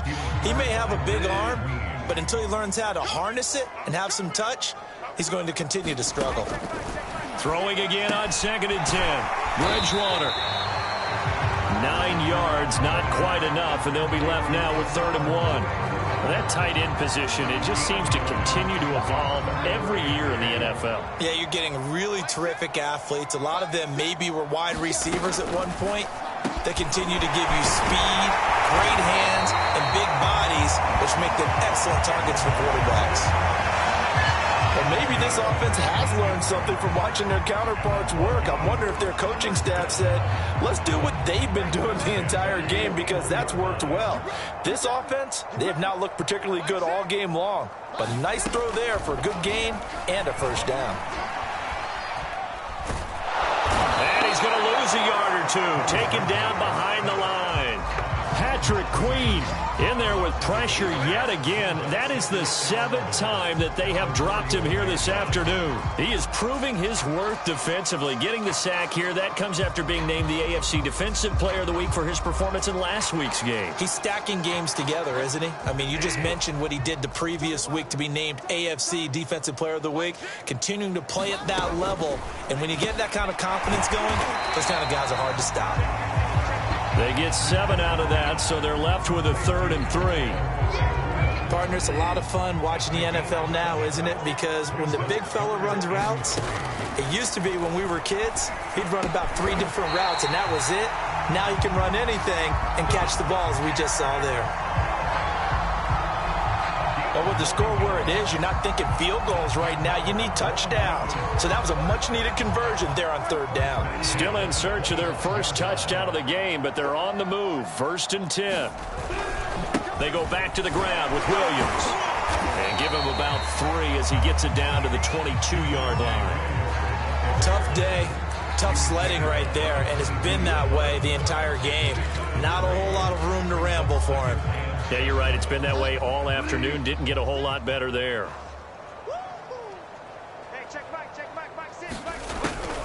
Williams going to get it again on 2nd down. And he'll get him inside the 15 down to the 14-yard line. 41 yards rushing for him in the ball game now on 14 carries. And a run like that shouldn't surprise anyone who's ever seen Javonte Williams play. Compact, strong, physical runner. He ran for 1,000 yards in North Carolina last year. In fact, it was over 1,100 and 19 touchdowns in addition. And that's despite sharing the backfield with another 1,000-yard rusher, Michael Carter, who was taken in the 4th round by the Jets. Najee Harris and Travis Williams loses the football, and it's picked up by the Ravens. He's at the 50. He's at the 30. 10. Yeah! And this is going to be brought back for a Baltimore touchdown.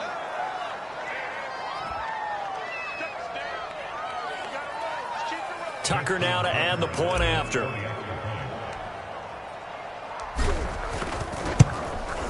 And the lead grows even larger here in the 3rd quarter.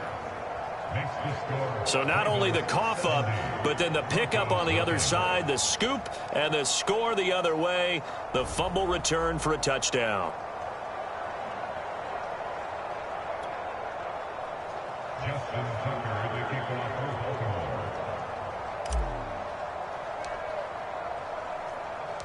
So here's the kickoff now as they'll get it again following that fumble return for a score. And this will come out to the 25 as Hamler elects not to return it. Javonte Williams and the rest of the Bronco offense back out onto the field. Looking for a bounce back. Had the fumble a moment ago that went for a touchdown the other direction. See if he can get back in rhythm. And you have to be very careful about having too quick of a hook with really good players. I did a guy's game in high school where he fumbled 3 times in the 1st quarter, finished with over 300 yards on the night, later ended up in the NFL. If you've got a talented back, give it back to him.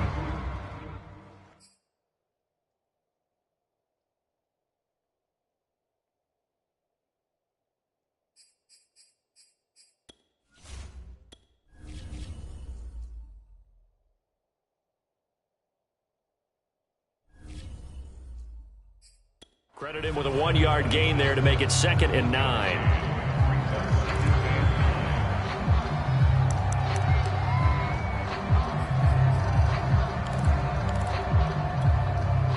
Final minute now of the 3rd quarter. On 2nd and 9, Bridgewater. And the timing a bit off that time as that one falls to the ground. He shook his head right when he released that throw. He knew it was going to be a little off target. Yeah, the excitement got him on that one. Wasn't able to control the fact the receiver was open, and it would have been an easy throw. Here's Bridgewater. That's complete. Okui-Bunam. And they're going to get him down well short of the 1st as he can only get this to the 30. They get only 4 that time as that leads us to a 4th down.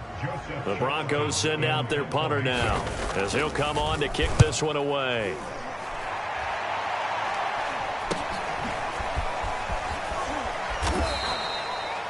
That'll go as a punt of 32 yards. And the Ravens, they'll take over. On the NFL scoreboard, third quarter now in Lambeau. Now, you saw the score at the bottom of your screen a moment ago. We got a good one going on there. The Raven offense set at the line for this next drive. They'll start on the ground with Dobbins. Ben Roethlisberger with one touchdown pass. There he goes left side. And all the way in for a Ravens touchdown. J.K. Dobbins with his second touchdown of the game, number 8 on the season. And the Ravens get another third quarter touchdown to add on to that lead. And he certainly played a pivotal role with those 2 TDs and why they're up on the scoreboard right now. Well, someone's all about winning, aren't they? Because he's not worried about the number. Sure, it's great to have 2 touchdowns. But the bottom line is what he's doing is contributing to their lead. He wants to continue to do so. Tucker with the extra point, and that will extend this big lead.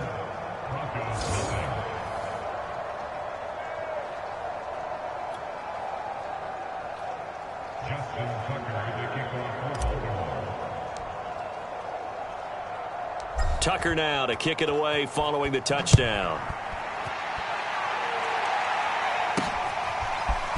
And here comes a return from just beyond the goal line. And only able to get this to the 19, so probably should have opted for the touchback.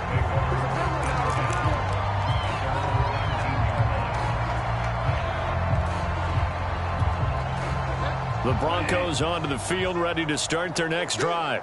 They have been struggling. I would imagine at halftime they went through some possible changes. Well, those changes aren't working, so now where do you go? I think that now it's much more in their head. And what I mean by that is just what you said. You've gone over the changes. I bet they were pretty clinical at the half, not too emotional. They might need to go to the emotional side because you've got to find something, some spark somewhere. And so far, just being calm hasn't exactly worked. They need any spark at this point. And that one off the mark behind him, incomplete. He started out having some troubles back in the first half connecting with his receivers. Really hasn't gotten a whole lot better. Yeah, he's at less than 50%, and you and I both know that just won't do. So I would think about spreading things out, putting it on the receivers, make them win those one-on-one battles on the perimeter, and find their way open. They'll set up the screen. This is Williams. And he's able to get it to the 31, and that's enough for the first. Another catch for him there on this drive, Brandon, and it looks like they're going to utilize him out of the backfield any way they can. And that time they pick up a first down. So now on defense, you assign a man to him and try and cover him before he gets going.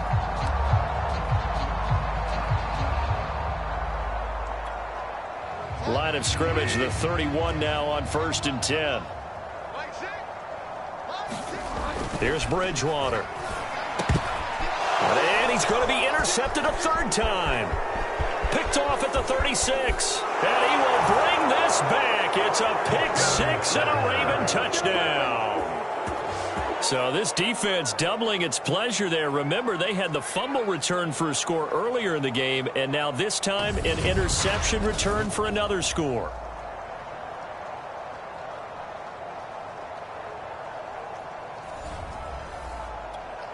Tucker now for the extra point.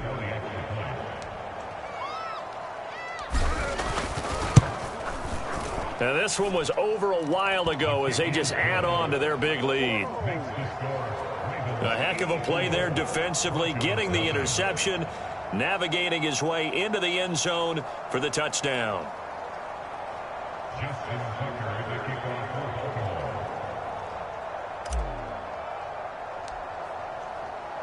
So they throw the pick 6. They'll get another shot at it now as this one's in the air. K.J. Hamler returning it. And up to about the 26-yard line, just across the 25. Here's the Denver offense now as they get set to take over here. And let's face it, this drive is not going to have any bearing on this game, but it's kind of important for one reason, isn't it? It certainly is. You got to get points. And, okay, all right, I'm being facetious here. But you get points. You feel a little bit better about yourself as you move on to the next one. 5 yards on the catch there, brings up second down. He decided to run a hitch route. It really helps to have a guy who can turn it loose. And, boy, he rifled one in there on that one. Not much run after catch, but it worked really well.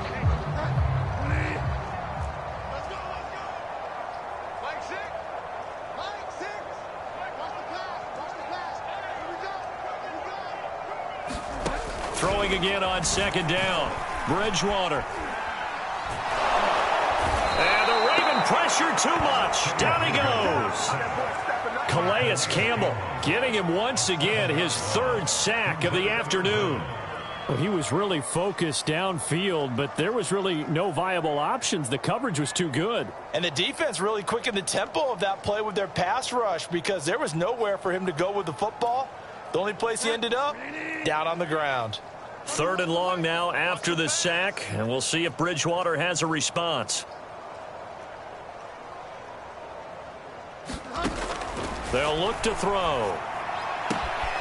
They'll get that complete to Albert O. And he will have a Broncos first down as they're able to get the 3rd down conversion. Well, this game is certainly pretty well over. They go ahead and mark it in the win column. But as a defense, they don't want to get so soft now that everybody just throws the ball all over the place against them, gets big yardage, and puts points on the board. They have pride, too, on that side of the ball.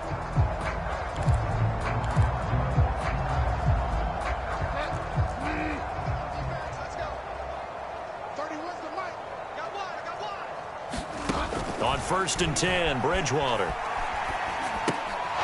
Oh, he dropped it. And that's pretty indicative of the way this one's gone.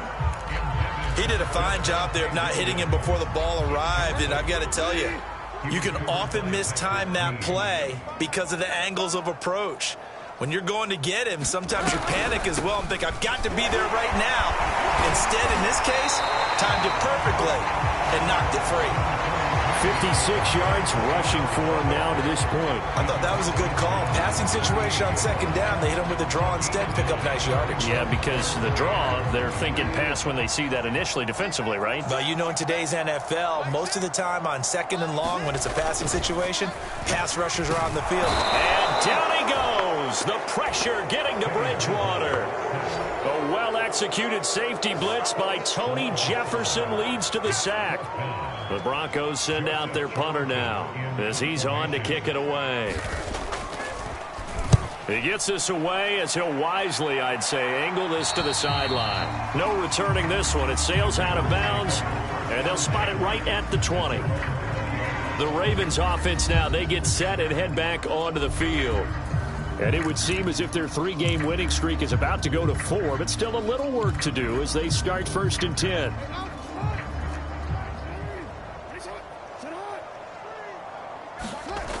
The drive starts with a carry by Edwards. And he's got it past the 30 before he's hit and dropped. Well, partner, I know this type of running back. I mean, this size, this intensity usually gets better as the game goes on. I can just tell you from experience, the first few quarters, oh, you're eager. You come running up there, I'm going to tackle this guy. By the 4th quarter, you're coming up and thinking of. Oh, and now some space to operate. And some room to roam now. 20. And he will get into the end zone. It's another touchdown. This thing is ugly. Starting to really smell a 4-0 start right now. Yeah, can't ask for a better first quarter of the season than that. And you're not supposed to look ahead, but guess what? You're going to? They have to. Because when you get to if you get to 4-0, you're not just thinking playoffs now. You're thinking about, okay, this team has the capabilities of winning a Super Bowl. They could very well be the best team in the NFL at this moment. I think they played the best. I mean, there have been a few hiccups offensively and defensively, but probably the best team we've seen, right? And has the ability to get better. Tucker able to connect on the extra point, and the lead will swell by one more.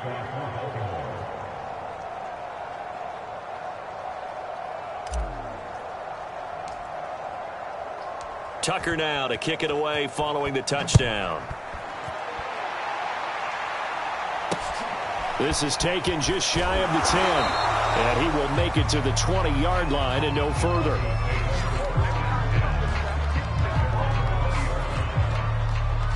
And Denver getting set to take the field. and hoping to do better than they did their last possession when they punted the football. Appeal to the vanity of your offensive line. Tell them that they control your fate. Leverage guys. Win the line of scrimmage. If you do that, you start to win first down. You win second down. And he goes down. The Ravens able to get to him. Patrick Queen picks up his second sack of the afternoon.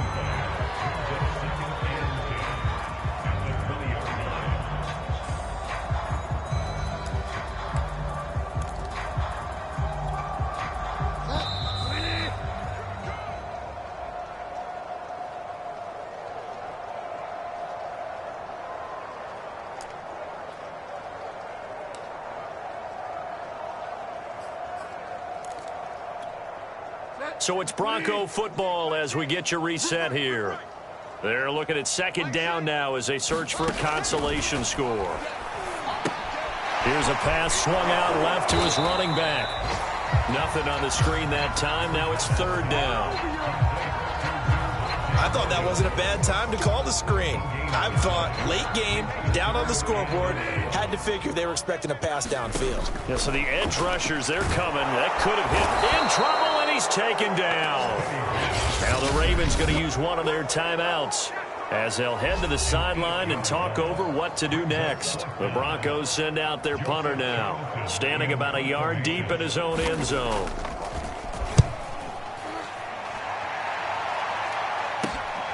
Returnable here from the 38.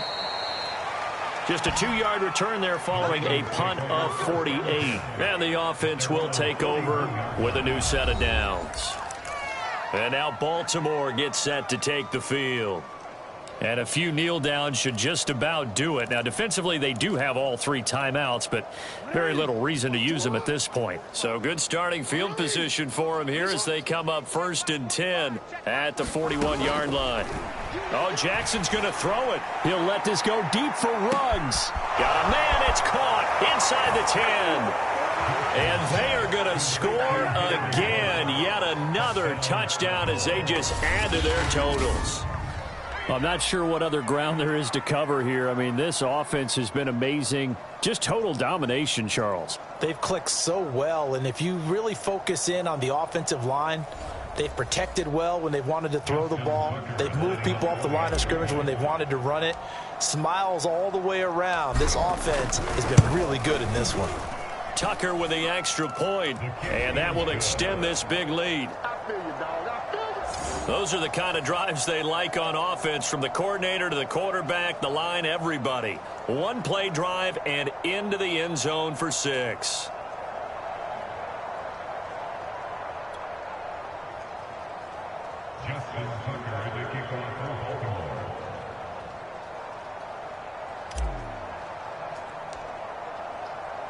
Tucker now to kick it away following the touchdown. Pulls it in at the 13. And he returns this to the 22.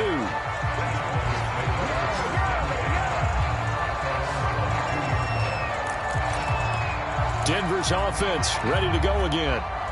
Let's just be frank. They're playing for pride at this point.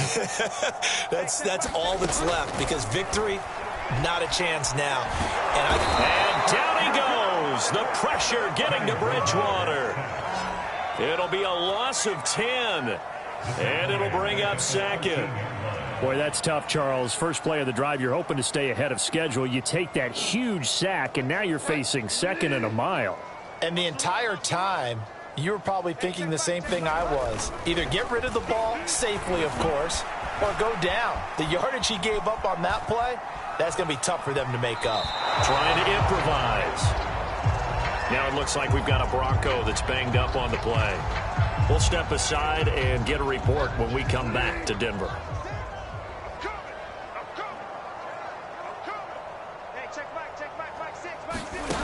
Now Bridgewater.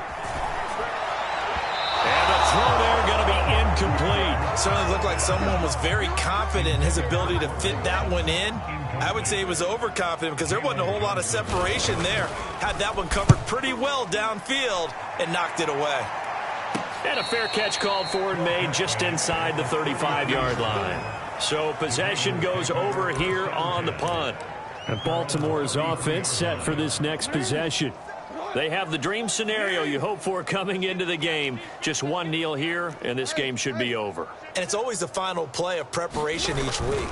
The practicing of the kneel-down formation, the victory formation. We've got a game in hand, and that's all they're going to want to do now. They'll put someone back deep just in case something goes haywire. But all in all, take the snap, kneel down, and shake hands. Yes, get out of there. A big play there on the keeper. Oh, Lamar Jackson just so electric, Charles, when he gets into open space, and we saw Exhibit A right there. You know something? I'm standing up here in the booth next to you watching the play. He buckled my ankles on that one as well. It doesn't matter whether you're actually on the field trying to chase him or you're just watching him play. This guy is sheer excitement. Edwards a first down and more. And he will get into the end zone. It's another touchdown. This thing is ugly. Well, this is long since over, and some might see this as overkill. But remember, this is a team that puts on the hard hats, grabs the lunch pail, and tells everyone, we're going to give you a full 60 minutes. And that's exactly how they're playing this one out. Now Tucker to add the PAT.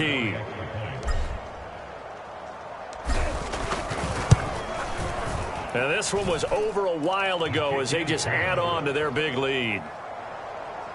It only took him 2 plays there to find the end zone. The last one, the long run, getting him in for 6 points.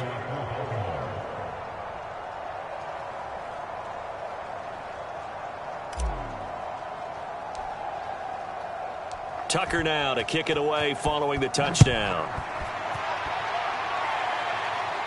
Looking into the raindrops, and he muffs it.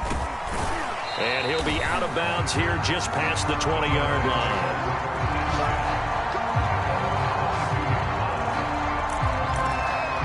Denver's offense now set to go. They have a little bit of time left here, but this one not going to go their way.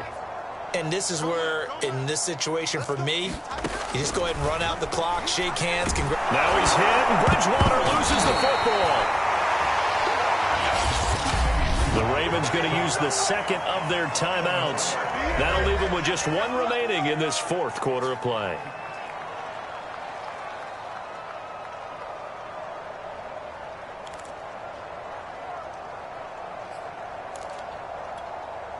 The fumble on first down. Now here's second down. To throw is Bridgewater. A hit as he throws there, incomplete. Tell you what, partner, after he ices down, he's going to need a nice long soak in a hot tub after this one. He's been under duress the entire game. Yeah, once again, hit as he throws. Fortunate that one wound up incomplete. Bridgewater now. And he's taken down. Back at his own 7. And now with 4 seconds left, we get a timeout call.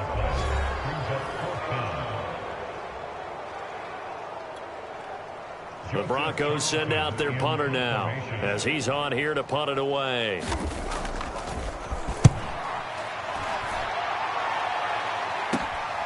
And he'll take it on this side of midfield. Able to slither by.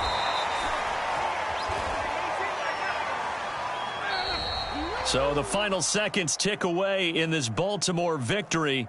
And I tell you what, Charles, this might be about as good as it gets. They were incredible. Yeah, offense was in fine form. The defense threw the shutout at them. I think they worked in concert together.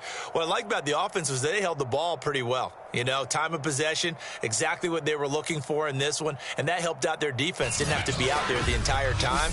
So when you do that and you're out there fresh playing, off a little extra spring in your step, and it showed up in this one. They had a ton of spring in their step. Impressive victory.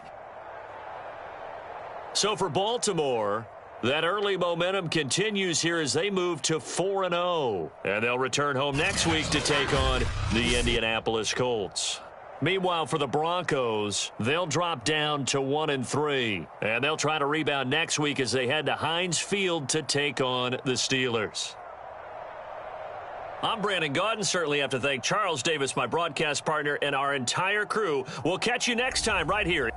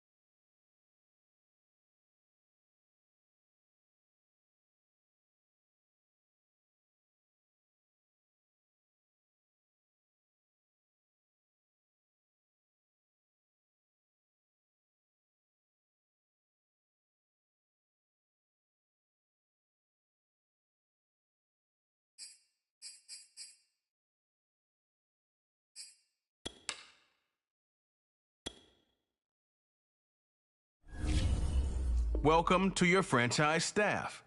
Here you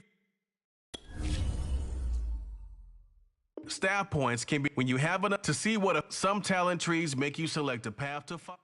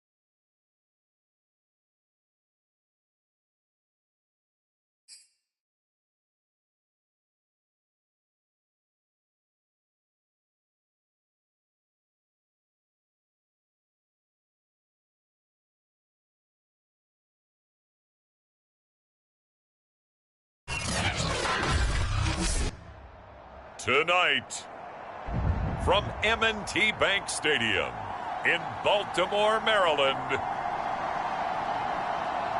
it's a special prime time edition of the NFL on EA Sports.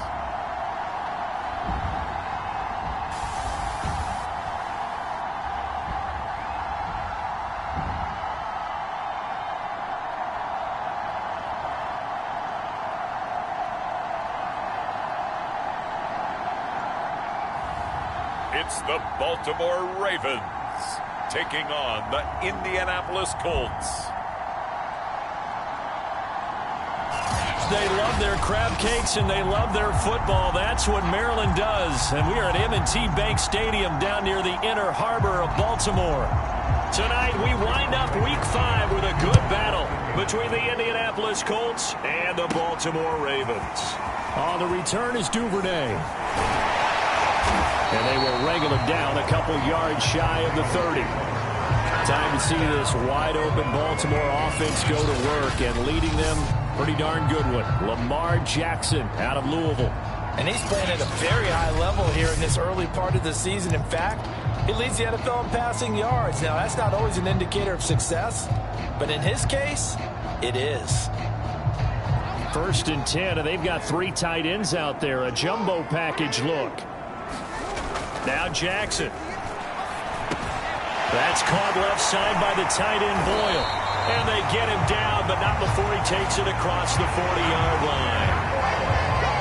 And there's a good catch for Nick Boyle. And yes, he sometimes gets overlooked, but that'll happen when you're playing in the shadow of Mark Andrews.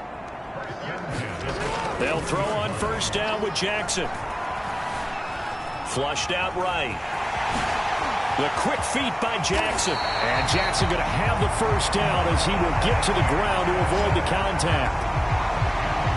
On that play, as you saw the route start to develop downfield, I got the sense that maybe the run would set up for him. And he took full advantage of it and got a big gain on a busted play.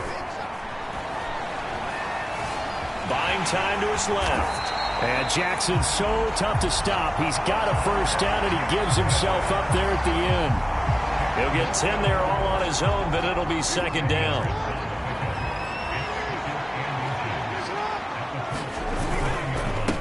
They'll run for the first time with J.K. Dobbins. Pretty much unreal, not just in terms of yardage, Charles, but also throw in the 3 touchdowns as well. When you put the whole package together, I can make you a pretty good guarantee right now. He's going to see a few more people in the box every time he lines up. Yeah, I don't think that the defense has any choice. They've got to stop him. Can't let a repeat performance like that. Agreed. And able to work his way down to the 16. A gain of 4 last play. They double that here and get 8. 2nd and 2. Now a 1st carry for their fullback. Defensively here, you're facing a top 5 team in terms of points scored in the NFL. So when they're that high powered, you've got to find a way to hold them under 20. Because to me, that's the magic number. 20 points scored gives yourself you give yourself your bet. And he'll take it into the end zone for a Ravens touchdown. J.K. Dobbins hitting double digits with his 10th touchdown of the season. And the Ravens take it all the way down the field and score on the opening drive. One of the keys to their long winning streak has been scoring first. An ideal drive right there, getting the first 6 points of the ball game. Do you go back to our meeting with the offensive coordinator? Remember what he told us? Absolutely. With some teams, I script to probe in the early part of the game. Other teams, I script to attack. They've been in attack mode for these ball games and continue that in this one. Tucker able to connect on the extra point, and it's now a 7-0 game.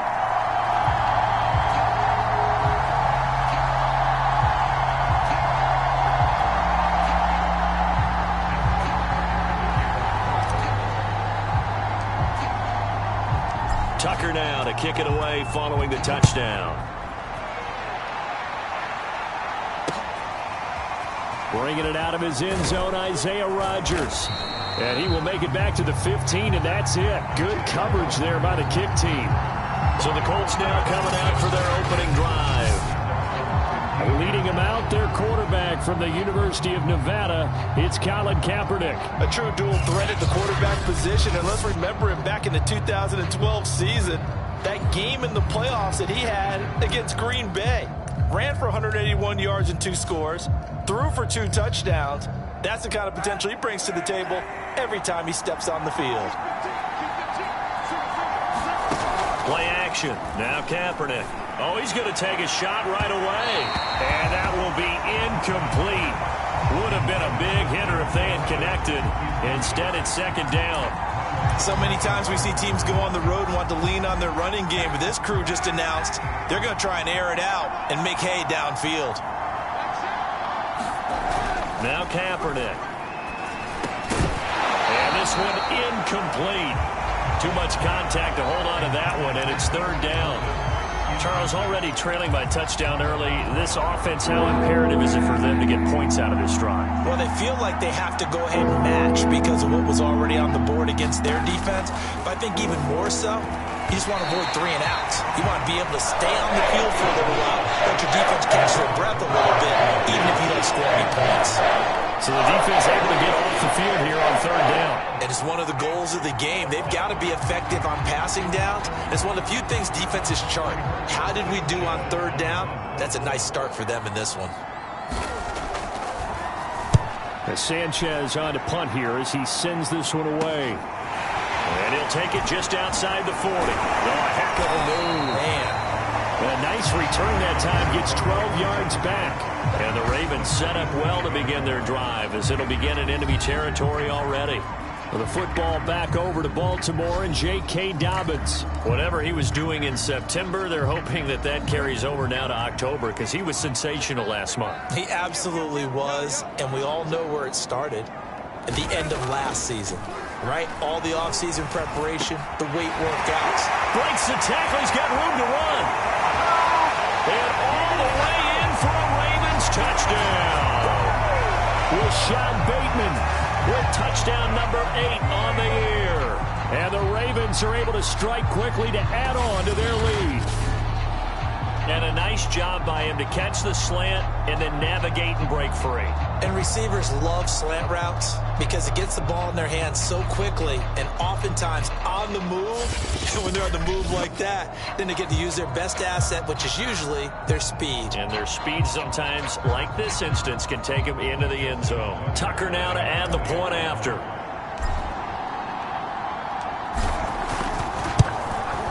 And it's good to make it 14-0. They certainly made quick work of that, ultra-quick work. One of the fastest drives you'll ever see, just one play resulting in the touchdown.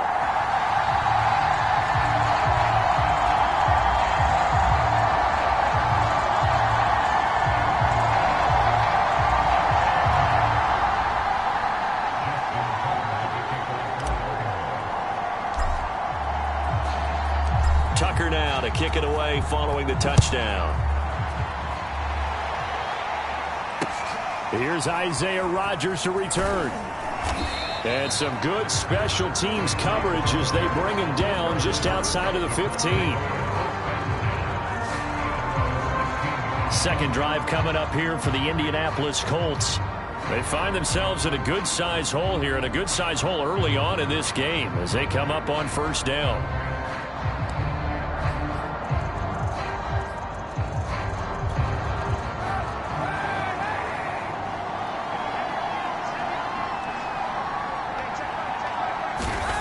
To throw is Kaepernick. And the Raven pressure too much. Down he goes. Patrick Queen leading the surge there as he drops him for a loss of 6. Well, last game he had 2 sacks. Got another one here, picked up right where he left off. Brandon, he spent the entire offseason working on new moves, new techniques, trying to add to his arsenal of pass rush moves.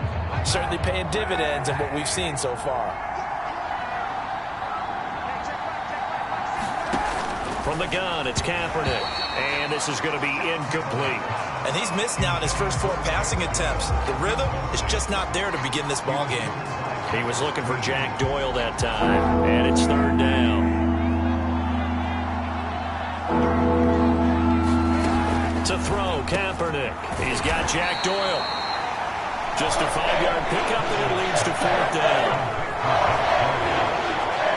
Well, the good thing about covering any game I do with you is I know that there's no problem with rhythm. Now, when we're watching offensively, a little bit of a problem there. Yeah, punt on the first drive, looking at another one here. Just a little slow. And, you know, they were talking about a fast start, but that hasn't been the case. Yeah, and let's face it, any team we cover always talks about a fast start. That's true. But it's not necessarily going to happen just because they say so. And whether it's the script, whether it's, you know, just what they're going through, whether they're seeing different defenses, they're going to have to figure it out as this game moves on. And we'll see what he can do on the return.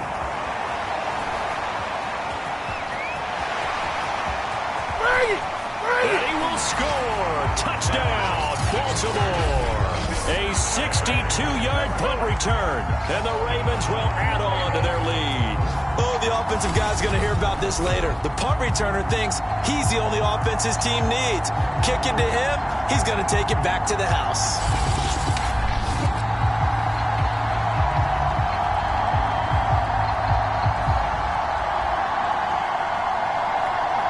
Tucker now for the extra point.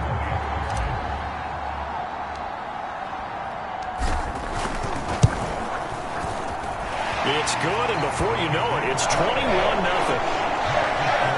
Well, we know he has home run hitting ability in the punt return department, and he showcases it there all the way back for 6.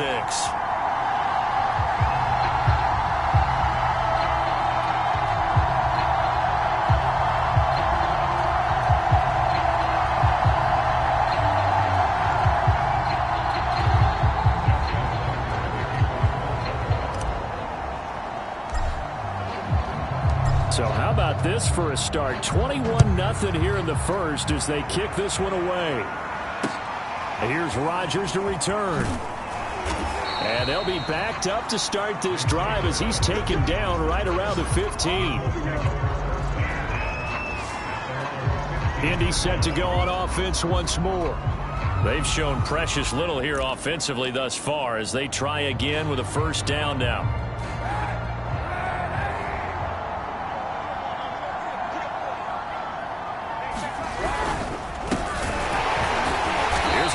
First down that won't even get back to the line of scrimmage. He will lose a yard. 2nd and 11. Sometimes you just sit back and marvel at what he can do defensively. Speed, strength, quickness. He's the whole package. And that package just wrapped up the runner for a loss.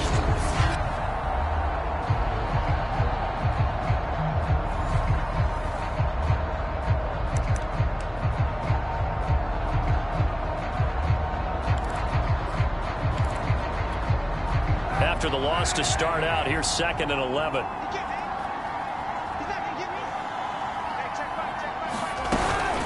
They give to Taylor out of the gun. And good yardage as he gets this one up to about the 23. 8 yards on the ground there, and now they're looking at a 3rd and 2. Well, this defense for the Ravens, they were terrific last week in the win over Denver. Even better than that, they pitched a shutout in that game, and I'm telling you, trust me on this one. That's a confidence builder for the rest of the season.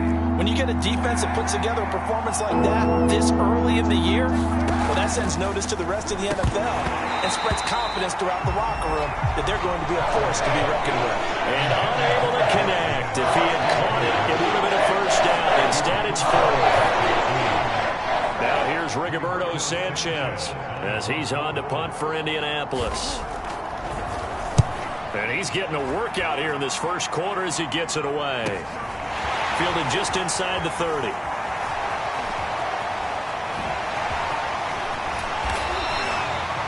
It takes a touchdown-saving tackle to bring him down as he goes 32 yards on the return. And this offense, they're going to have excellent field position. They take over with a 1st and 10 on the short side of the field.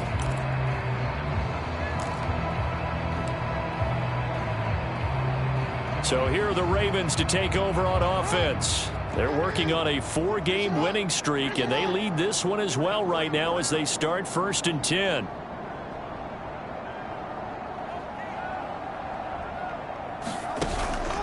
Jackson on the give to Dobbins.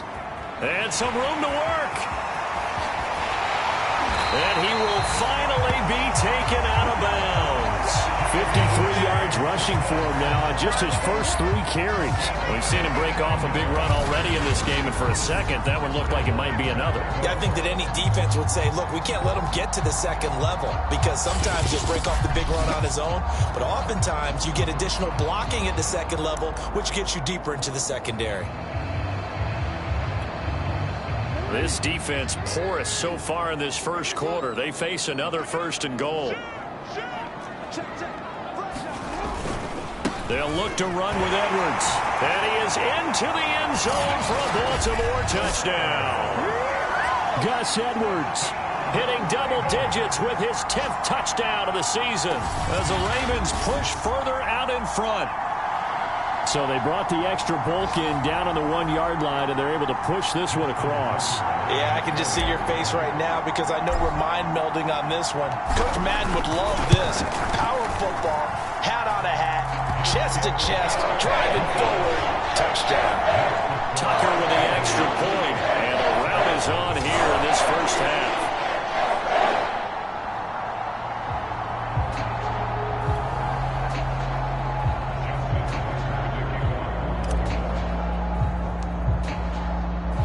So this not what we expected. 28-0 here in the first as another kickoff is away.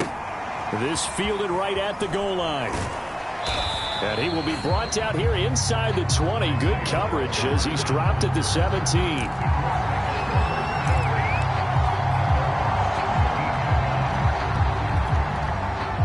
The Colts come to the line ready to start their next drive. They're still in search of an initial first down as they come up here 1st and 10. And he's going to take this ahead for right around 3 yards, but no more than that. 2nd down. The numbers for him from a week ago: 20 carries, 132 yards, and a touchdown. He's having a nice season, and he knows where he ranks in the league. Don't ever let a running back tell you that they don't know that. They do.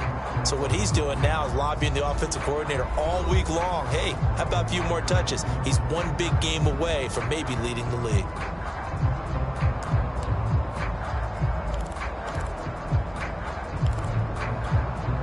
Coming up on 2nd and 7.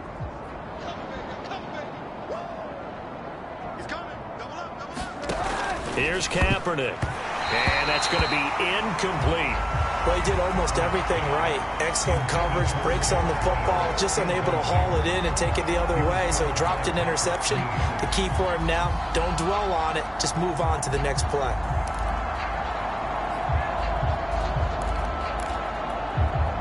The Colts on 3rd down, 0 for 3 to this point. They could use a conversion. This is 3rd and 7. On the draw is Taylor. And he's able to pick up the first before he's taken down at the 27. That's the type of run that Jonathan Taylor gives you so often, and you just can't take it for granted. He finds a way to get those extra yards. The 3rd running back taken in the 2020 draft, but he had the best numbers by far of any of them. 1,169 yards, 3rd most in the NFL, and by the last quarter of the season, he ranked among the best runners. Blitz coming, and down he goes. Patrick Queen, his 2nd sack of the night. And they're picking up right where they left off with the shot that they pitched last week. A huge part of that, this pass rush. They know how to get after people. Offensively, good luck finding some answers right now.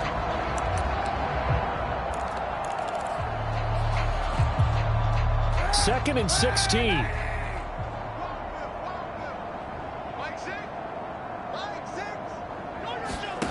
Now Kaepernick.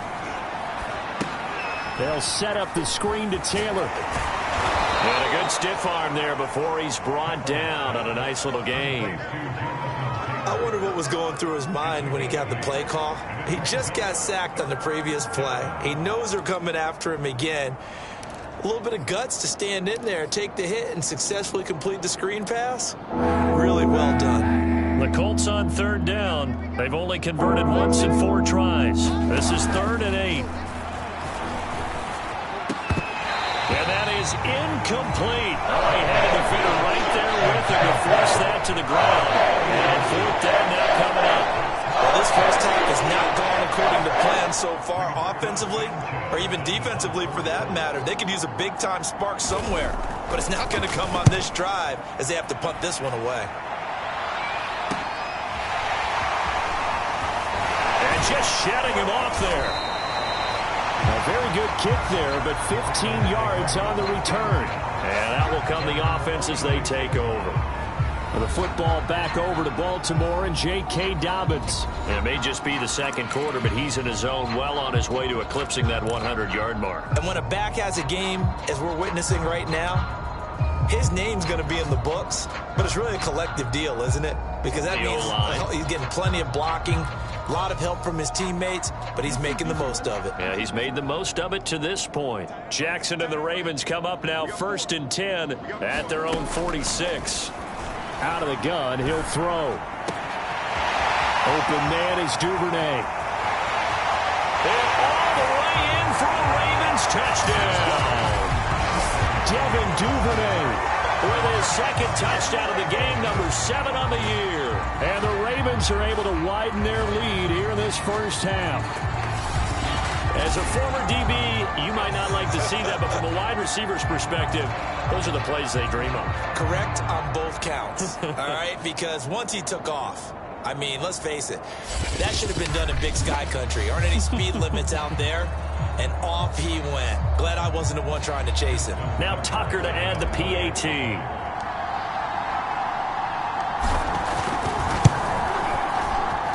And he's been a busy man, 5 for 5 now as he knocks another one through to extend the lead. Well, the offense wasn't out there for a long time, but they were out there for a good time. One play, and they're able to hit pay dirt.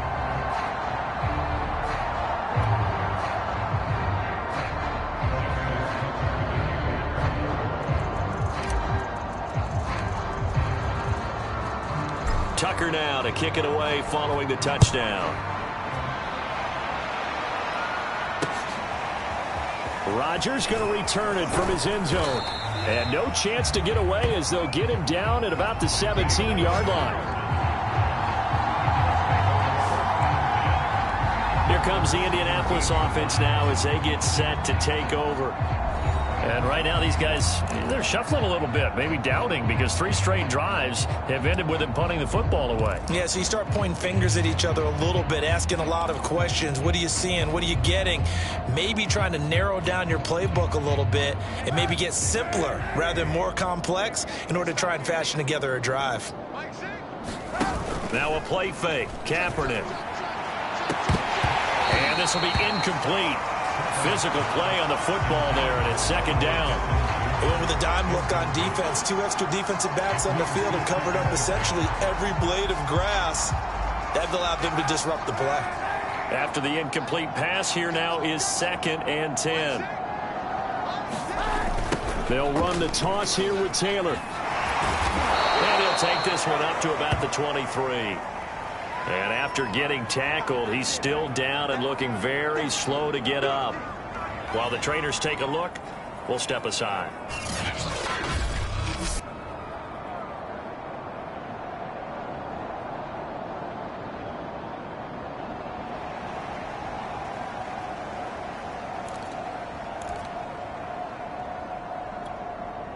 The Colts on 3rd down. Just 1 for 5 to this point. This is 3rd and 4. To throw, Kaepernick. And Pascal's got it.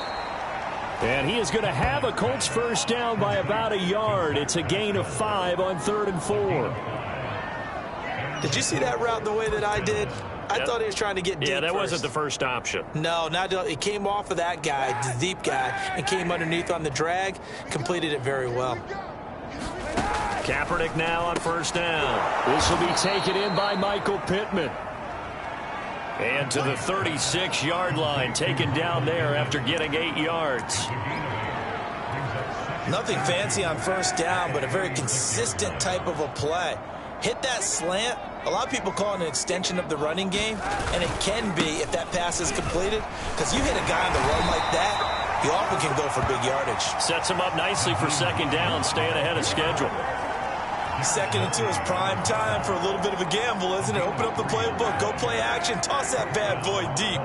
But in this situation, go ahead and give it to your back. Let him pick up a first down. Keep the sticks moving.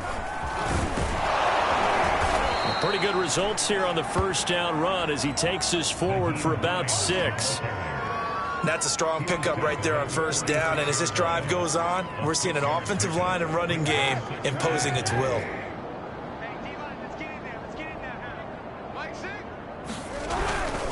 On second down, it's Hines.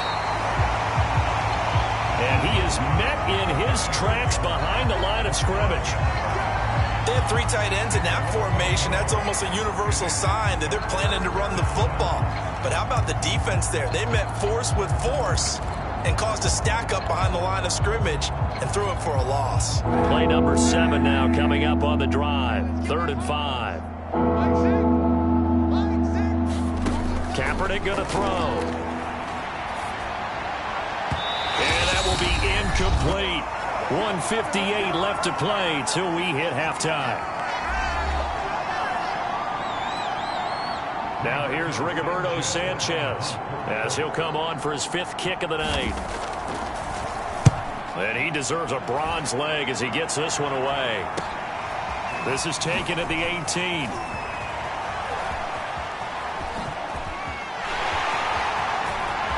And there he goes again. And all the way in for a Ravens touchdown.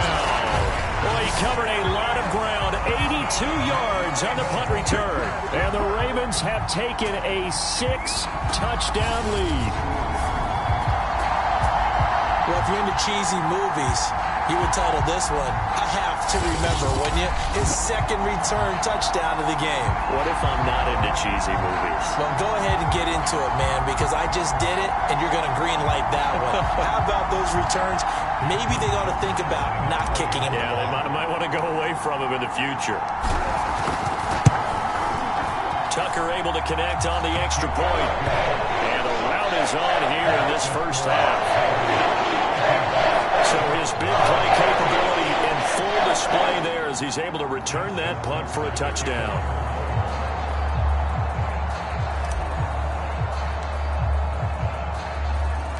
So after the punt return touchdown, let's see what their opponents can do with this kickoff. Rodgers going to return it from his end zone. And that decision to bring it out ends up not being a good one. Cost him about 5 yards as he's tackled at the 20. Colts offensive unit ready to see what they can do here. They punted last time they had it. What steps, Charles, you think they have to take to make sure they don't do that again? Well, let's just go to the football 101, the trade expression 101. Win first down. Make 5, 6, 7 yards on first down and make it a 2nd and 3, 2nd and manageable. Keep accumulating first downs that way. Keep moving the football. You don't want to get behind the sticks because then the defense has the advantage. A pass there over the middle to start things out. Now you've got to hustle your guys to the line and get them set. Kaepernick now on first down. Looking middle, and it's incomplete. Certainly appeared to take away his first read, and by the time he tried to look elsewhere and find an open target, the coverage was too good. That one falls incomplete. Kaepernick now to throw. Nowhere to go here. He lost the football, and it's picked up by the Ravens. And this is going to be brought back for a Baltimore touchdown. This first half has been a nightmare for that offense. Defense just dominating them. And when you're picking up the ball, picking up their mistakes, and taking it the other way and putting it in the end zone, that's a defense's dream. They're having that type of a game. Everything that can go wrong has gone wrong for this offensive unit. Tucker now to add the point after. And the route is on here in this first half. The scoop and score, always an exciting play in football, and we witnessed it there. Grabbing it off the ground and then rumbling it into the end zone for 6.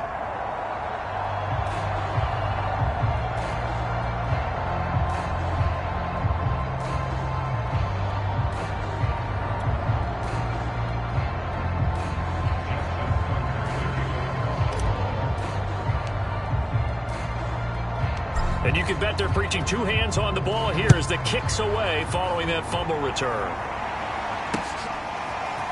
Rodgers going to return it from his end zone. And the decision to bring it out, not a good one, as he's tackled at the 15.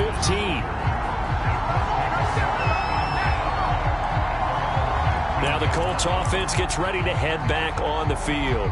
And in a spot like this, still more than a minute, I think if you put something on the board before halftime, that would go a long way towards helping them get back into the game. There actually is something to the psychology of the game at times, isn't there?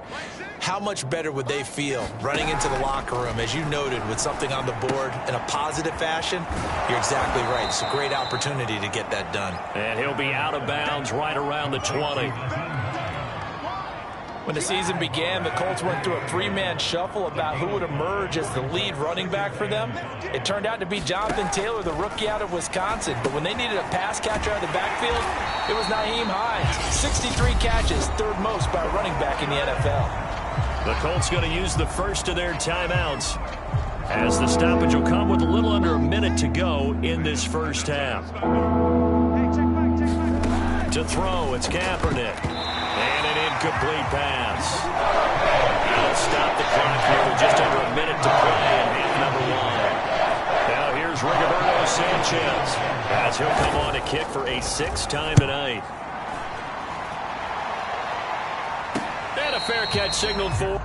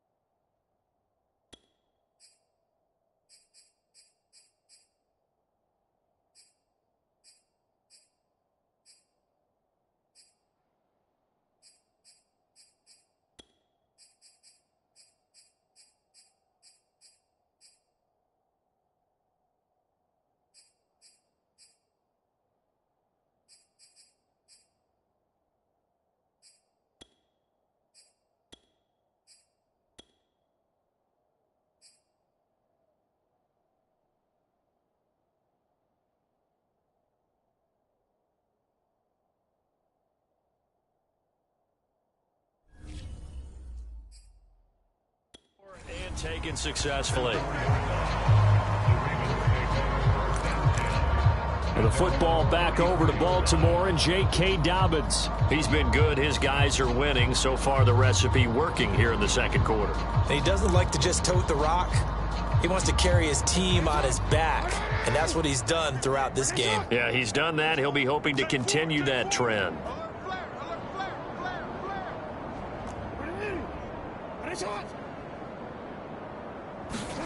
Now Jackson on first down. Looking deep downfield. And that's going to wind up incomplete. However, we do have a flag down. Let's check in with our referee.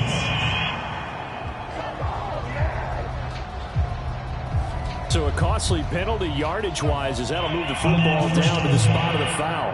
And what the officials are looking for in these situations, whether you're playing the man or the ball. And if you're playing the man, you get a lot less leeway in terms of what's going to happen at the end of the play. But if you're looking for the football, it's less likely to draw the flag.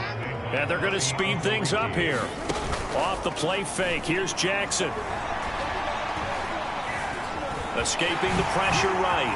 The quick feet by Jackson. And they've got it inside the 10 at the 8. Now the Ravens going to use one of their timeouts, as it'll come with 15 seconds to play in the first half.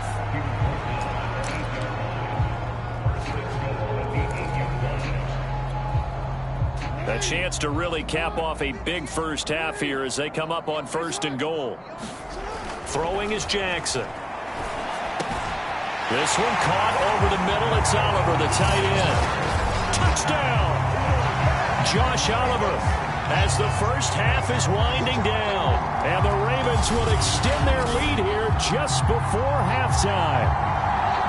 Boy, I mean, at this point, what more do we say here? I got nothing. And you know, so many people talk all the time about having announcer-less games, and they want that. this could be a candidate for it, because if we stay here and do this, we're going to have a lot to fill in the second half. There's still another half.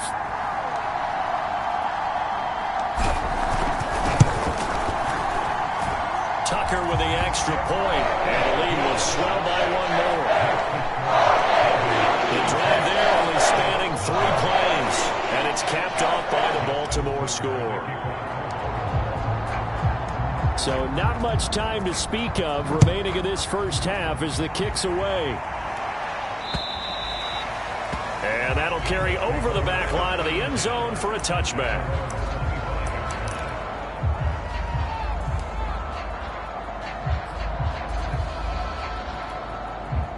The Colts come to the line ready to start their next drive as they take over here with 11 seconds remaining.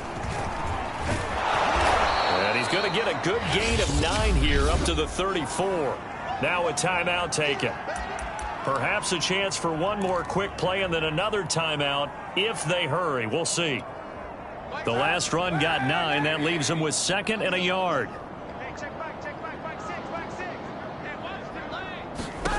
Throwing now is Kaepernick. And he goes down. The Ravens able to get to him.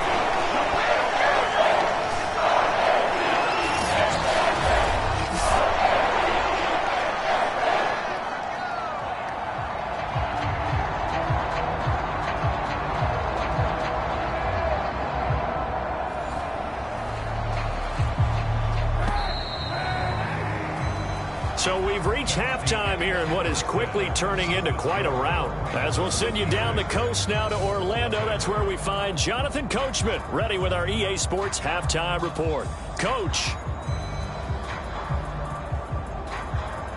All right, Brandon, thanks very much. We'll get back to you and Charles in a minute. But first, time to give the folks at home a look at what's going on around the NFL. We'll begin up at U.S. Bank Stadium in Minneapolis, where you see the final score there. Josh Reynolds leading the way with 3 touchdown catches. From there, we're off to check out another game. And they were losers in that ball game to the visiting Cleveland Browns. Baker Mayfield, 3 touchdown passes as his guys stay unbeaten on the year. Lastly, let's get you way up to Seattle. See what's happening with the Seahawks. And it was the visiting L.A. Rams who get the victory in that one. Matthew Stafford, a touchdown pass in the victory. In the game you're watching, we've seen a strong first half out of Lamar Jackson. His 3 touchdown passes have his guys out in front as we hand things back over to Brandon Godden and Charles Davis. All right, Coach, thank you, and we welcome everyone back for quarter number 3.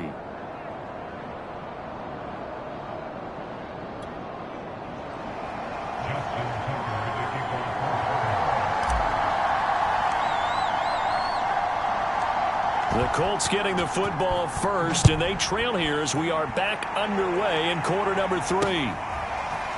Rodgers going to reach, and deep in his own territory. He coughs up the football, and it's picked up by the Ravens. And he will score. Touchdown, Baltimore. Mark Andrews, his first touchdown on the year, and the Ravens add on. And that's got to be so disappointing for a defense. You force the fumble, think you got a chance at a turnover, and instead, not only do you give up the football, you also give up a touchdown as well. Yeah, you just think to yourself, you've done all the hard work, right? You forced the fumble, but when they didn't come up with it, I think they relaxed a little bit or maybe lost their focus as well, and it ended up turning out to be a touchdown against them.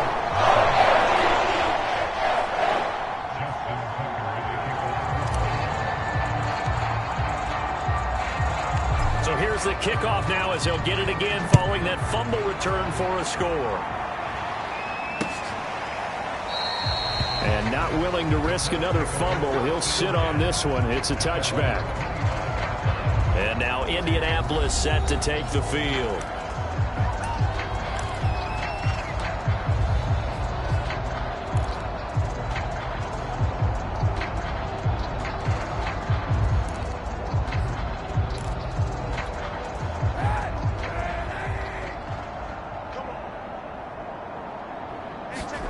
On 1st and 10, here's Kaepernick. Throws this one right side to Pascal. And he's going to get a good gain of 9 here up to the 34.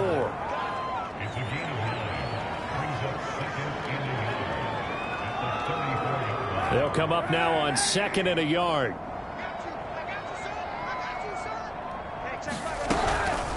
They run with Hines. And he'll bring it up here to right at the 40-yard line. 2nd and 1 is often an invitation to take the big shot downfield. I bet the offensive lineman said, are you kidding? We just get on our backs and let's go get the first down. They love being physical. Let's go, Steve. Big series right here. We got to step it up. Hey, check it out. Now it's Hines. Nowhere to go that time. He maybe got a yard up to the 40. But not much on that run, Charles. No, that's exactly the way to execute a run blitz there. They guessed correctly that they would move the ball on the ground, honed in on it, and stopped them. Mark that down for a win in the defense's column. Hey, check back, check back. Here's Kaepernick to throw. Taken in by the tight end, Doyle. Only 3 yards on the catch. It's 3rd down. They gave up the completion there, but this is what zone defenses count on. Catching the ball and not much run after the catch. These guys have punted 4 times already, and they're staring at a 5th, barring a conversion here on 3rd down. On play action, it's Kaepernick. And that is incomplete. Well, this is just a continuation of what we saw in the first half. So much for the fresh start to begin the 3rd quarter. Still off-target throws, no rhythm throwing the football, and obviously no touchdown scored in this game.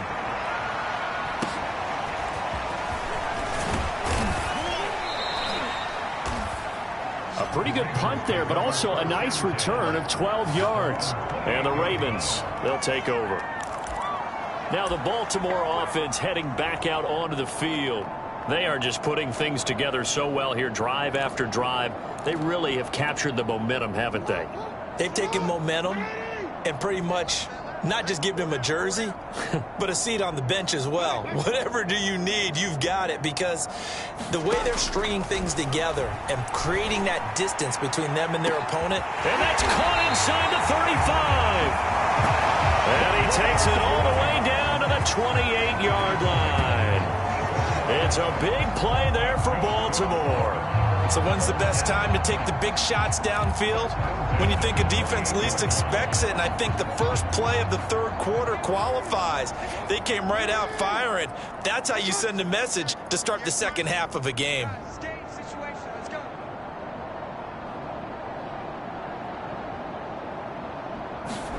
Throwing on 1st down, it's Jackson.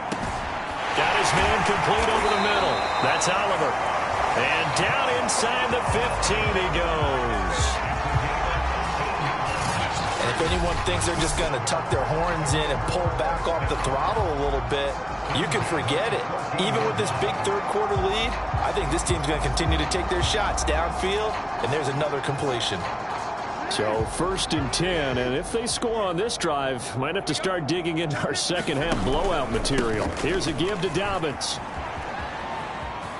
And he'll take it into the end zone for a Ravens touchdown. J.K. Dobbins.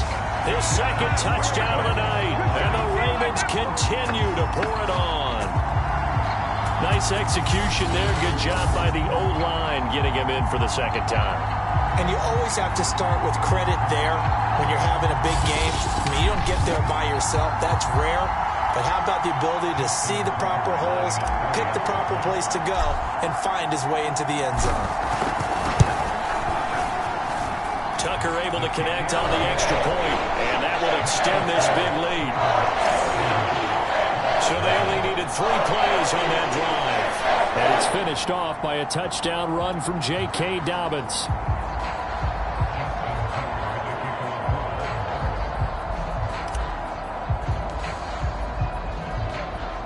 Tucker now to kick it away following the touchdown.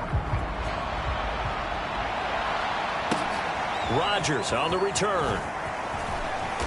And he will be brought down here inside the 20. Good coverage as he's dropped at the 17. Indianapolis offense ready to go again. These guys had to punt their last possession, and that's become too familiar of a refrain. Too many of these drives just wound up going nowhere. But you know how in baseball, when the pitcher gets a base hit and he's on base, they bring his jacket out to him to keep him warm? Well, a lot of times the punter goes to the sideline, puts on sweatpants or a wrap over his leg to keep it warm. He might need a massage from the trainer right now from all the work he's getting. And he'll get this up to the 30-yard line. Well, that was a fun one to watch right there. A nice in-breaking route and plenty of room in the middle of the field. And he was able to get behind the linebackers and grab the completion for a really good pickup. They'll run on first down. Hines. And he put up a good fight, but he's going to be taken down behind the line of scrimmage. Well, we saw a lot of negative plays that resulted in plenty of lost yardage in the first half. And that trend is continuing here.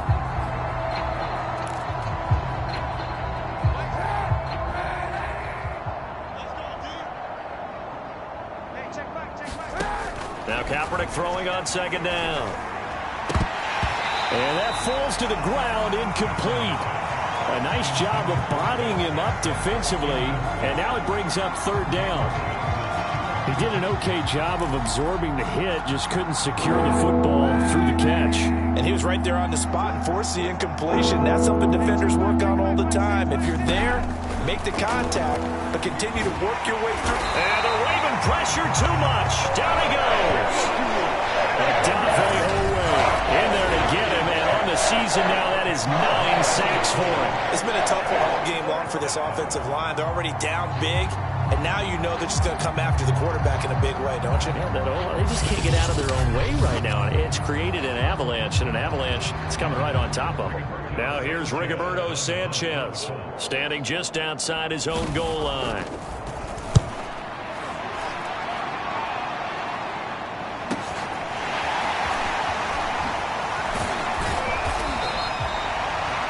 A good return there, call it 13 yards. And possession will switch hands, 1st and 10. The offense for the Ravens returns to the field. They've really distanced themselves. They have put the pedal to the metal, I guess, so to speak. So definitely have them in the rearview mirror, don't they? I mean, you're exactly right. Being able to string together these drives that end up in points, it's almost like a run in basketball to create that distance, and they're on a really big-time one right now. It becomes contagious, doesn't it? It absolutely does, because oftentimes it translates to your defense as well, because they're excited about getting the ball back for their offense that's playing so well. Well, they are clicking right now. Oh, nice move. And he is into the end zone for a Baltimore touchdown. Gus Edwards with his 2nd touchdown of the night. And the Ravens get another third-quarter touchdown to add on to that lead. Well, it has been the passing game that's really been responsible for much of the scoring so far. But let's not forget about this running attack. They're pretty good, too, as evidenced right there. And I think, Brandon, the fact that they've thrown the ball so well contributed to that touchdown, because that was a defense that was really keyed up to cover those receivers. All they wanted to do was blanket them. They didn't have enough men in the box to stop the run, and you saw the end result. Tucker with an extra point, and the lead will swell by one more.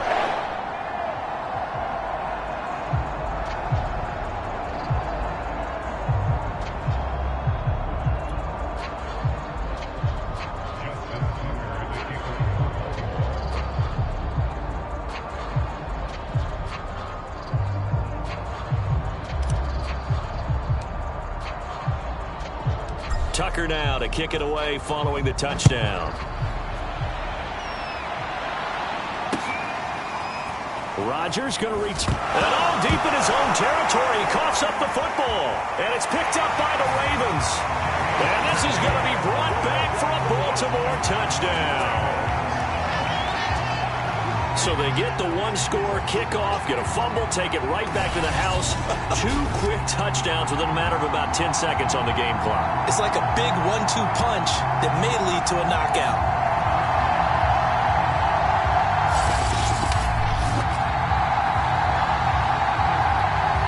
Tucker now for the extra point.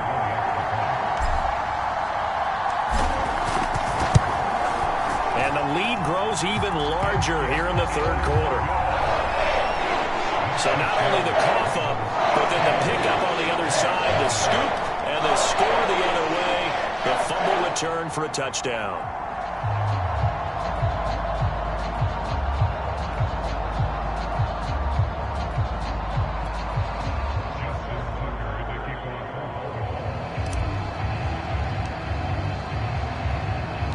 And you can bet they're preaching two hands on the ball here as the kick's away following that fumble return. This taken in at the goal line. And no alley to be found. The coverage was solid, and he's dropped at the 18. And the Colts now, they're ready to get the football back. And here we are almost through 3 quarters of play, and this passing game still has not really found any kind of rhythm. Put it mildly, because they're not even over 100 yards yet. And in today's NFL, where it's a pass-first league, that is quite surprising. Not many teams patient enough to stick with the run. Everybody wants to advance the ball through the air. They've got to get their timing back. So from inside the 20, here's 1st and 10 at the 18. They'll come out throwing here to start the drive. And his throw's going to be incomplete.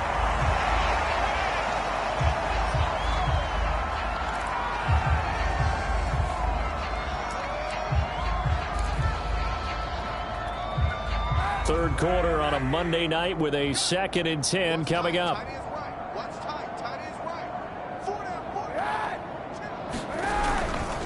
This is Hines. And he is met quickly in the backfield. Down he goes, folded like a lawn chair.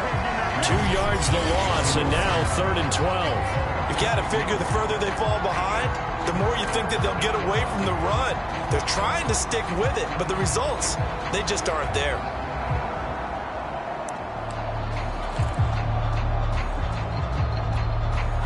These guys have punted 4 times already, and they're staring at a 5th, barring a conversion here on 3rd down. He'll look to throw. And that is incomplete. How about some applause for the defense there? They forced him to throw that one into coverage, and just like that, they're staring at a 4th down. Well done. On 4th down, the punt team is on as this is sent away. Returnable here from the 38. A beautiful fake. He had his sights on the end zone, no doubt, but is brought down after a huge return there. And this offense set up with a very short field. 1st and 10 inside the 20.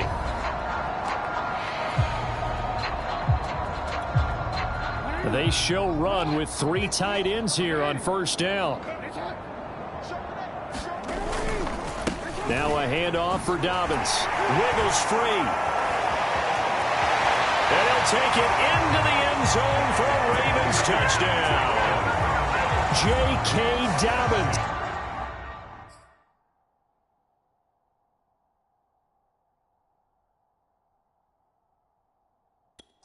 Scampering home from 19 yards out. And the Ravens are able to extend their lead in the final seconds of this 3rd quarter. Now Tucker to add the PAT.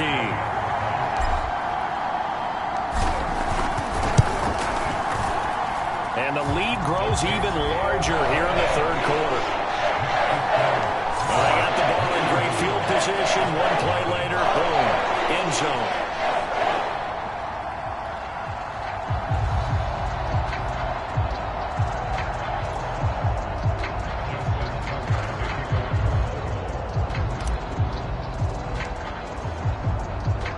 Tucker now to kick it away following the touchdown.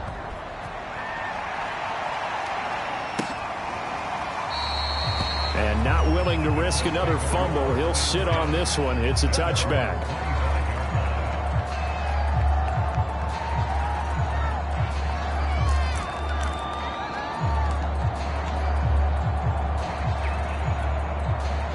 The Colts come to the line ready to start their next drive.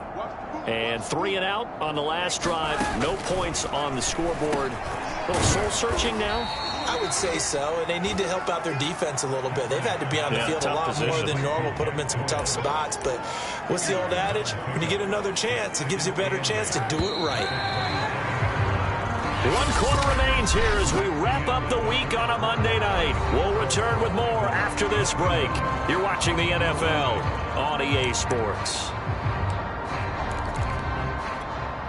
They'll break the huddle, come up on 2nd and 8 at the 27-yard line. Now back to throw. And they will not get the connection there. It's incomplete. Fair to say, hasn't been his best game throwing the football, but also not getting a lot of help out there either. Yeah, you nailed it pretty well, you know. He's got to throw it better. Got to get more help. Obviously one that should have been caught. They've got to find a way to bring those two elements together so they can make some progress in this one. And he is going to have a Colts first down as they're able to get the 3rd down conversion. And that's well executed there on 3rd down. And I love the confidence that they had to let their tight end try and find some space in the middle of the field, right in their quarterback's line of vision. And QBs love to make that easy throw, and they hooked up there for a first down. Again, it's Kaepernick. Middle of the field, he finds Pascal. And that's good for a pickup of 10 yards. And that'll bring up a 2nd and just about a few inches here.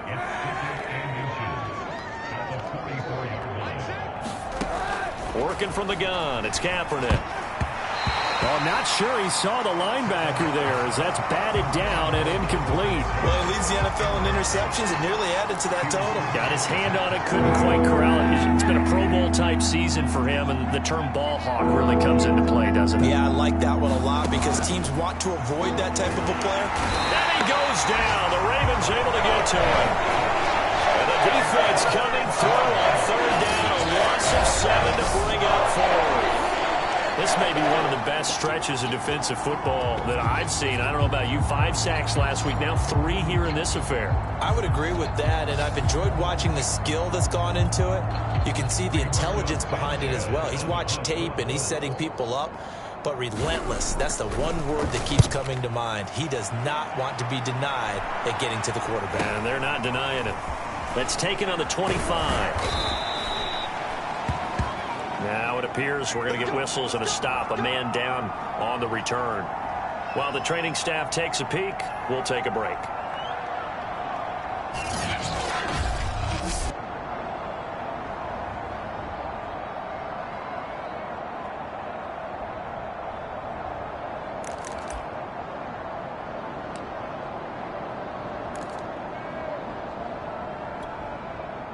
The Baltimore offense at the line, set to get going.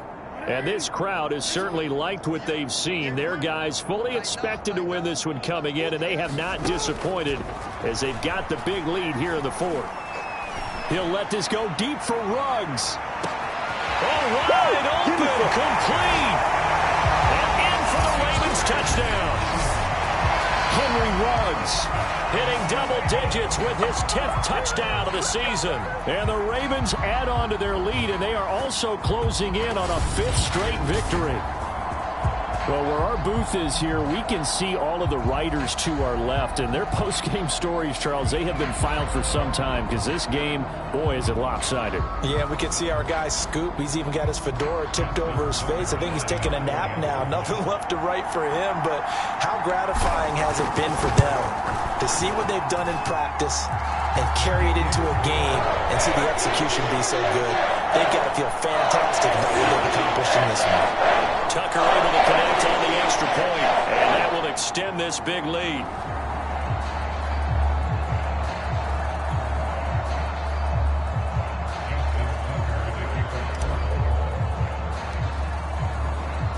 Tucker now to kick it away following the touchdown. Rodgers going to return. And deep in his own territory, he coughs up the football. And this is going to be brought back for a Baltimore touchdown. So they get the one-score kickoff, get a fumble, take it right back to the house. 2 quick touchdowns within a matter of about 10 seconds on the game clock. It's like a big 1-2 punch that may lead to a knockout.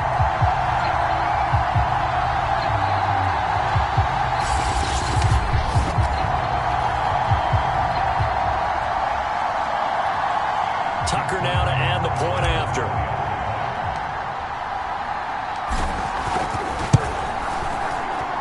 And this one was over a while ago as they just add on to their big lead.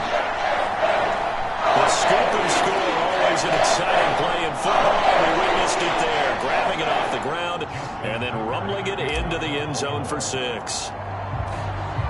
So here's the kickoff now as he'll get it again following that fumble return for a score. And here's Rodgers to return. And some good special teams coverage as they bring him down just outside of the 15. Here comes the Colts offense now as they make their way onto the field. Well, I think that the folks here had hoped that maybe this home atmosphere would carry their guys to a surprise victory, but it does not appear that that's going to be the case. There's too much to handle on the other side in this one. A throw left side to start out. That's complete. A gain of 6 there on first. In so many ways, throwing the hitch route is actually one of the safer things an offense can do. Get the ball out to the receiver as fast as possible, hope he's got man-to-man coverage, and hope that his athleticism wins on the perimeter. Shotgun snap now for Kaepernick. This is caught by Hilton. And he'll be taken down, but not before they work it across midfield. A big play that time through the air. 31 yards.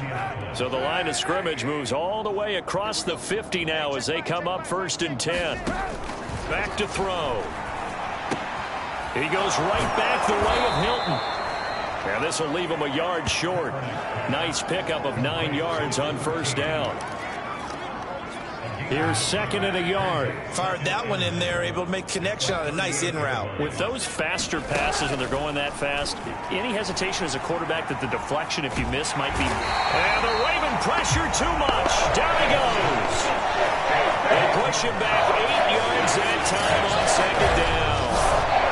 Offensively, they're going to have to figure this out before next week. 7 sacks in 1 game. Yeah, and that's more than any quarterback should have to bear. And if this continues on, there will be another quarterback in the game because no one can stand up to this week after week. And the line to gain here is the 37 on 3rd down. They'll look to throw here. And the throw there going to be incomplete. Had up the man that time, but ended up putting a little too much heat on it, don't you think, partner? Absolutely. Just needed a touch more air under it. Instead, he fired an absolute bullet. So they're forced to punt on 4th as this one's away. And it's taken in at the 9. That'll go as a punt of 34 yards that time. And the Ravens will get it. 1st and 10 from deep in their own territory.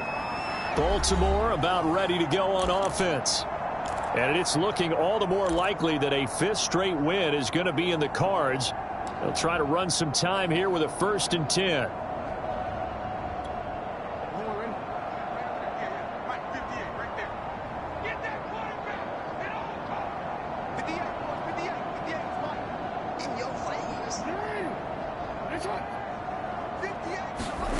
Jackson now.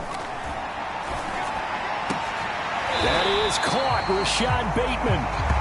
And he's taken down, but not before he gets this across the 25-yard line.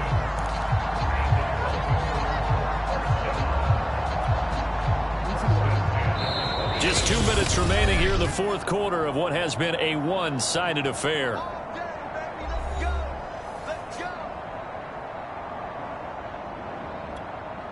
So it's Raven football here as we welcome you back. And they have just about put this one on ice as they've got it here, 1st and 10. A nice burst there as they'll get about 7 that time on the 1st down run. Charles, you said earlier this defense is probably going to need to hold these guys right around 20 or under that if they were going to have a chance. It was evident pretty early on that wasn't going to happen. Yeah, they left 20 behind a long time ago in this game, didn't they? It looks like they're headed towards a big, big number. But 20 was the threshold because that kept them in the ball game and kept the pressure off of their own offense. Oh, Jackson's going to throw it. He finds Bateman over the middle. And he'll be taken down, but not before he works it past the 50. That's the number 2 receiver in the NFL in terms of yardage. And tell you what, a few more plays like that, he won't be number 2 for long. Well, that's what often happens when you have competitors running around the field. These guys know where they stand in relationship to yardage, totals, numbers, the whole deal. And let's face it, all of them, they all want to be number 1. Jackson's throw complete there to Bateman. And he's corralled, but not before getting it inside the 35. Ravens receivers are ranked last in receptions and receiving yards each of the last 2 years. Thus, the pick of Rashad Bateman at the University of Minnesota. He was their first-round pick, number 27 overall, and they expect to see more catches and more first downs from that young man. Throwing now, Jackson on first down. And he will find his man Ruggs. And he'll go out of bounds inside the 15-yard line. And now it appears that the referee's been buzzed, and we'll get a review of this being inside 2 minutes of play.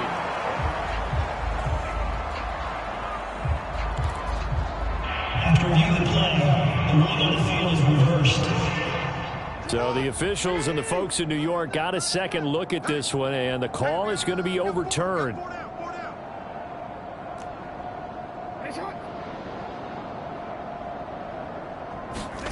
To throw again is Jackson.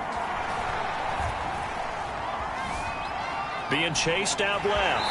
And he is out of bounds inside the 30. He'll end up getting 5 out of that, but now they're looking at third down.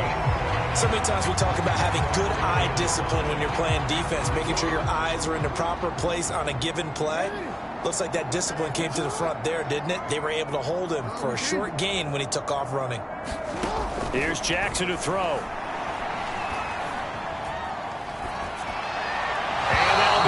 Complete with 11 seconds remaining now. From the snap, he certainly looked like he knew where he wanted to go with the ball, but surprise, that guy was covered. So that took his attention elsewhere to no avail. And with things looking pretty good on the scoreboard, they're going to keep the offense out there and go for it here on fourth. Now it's Jackson. Making the catch, this is the tight end, Oliver. Now we'll get whistles, and they've signaled for a timeout. Not sure I see the logic in this, but we'll get a stoppage anyway with 5 seconds remaining.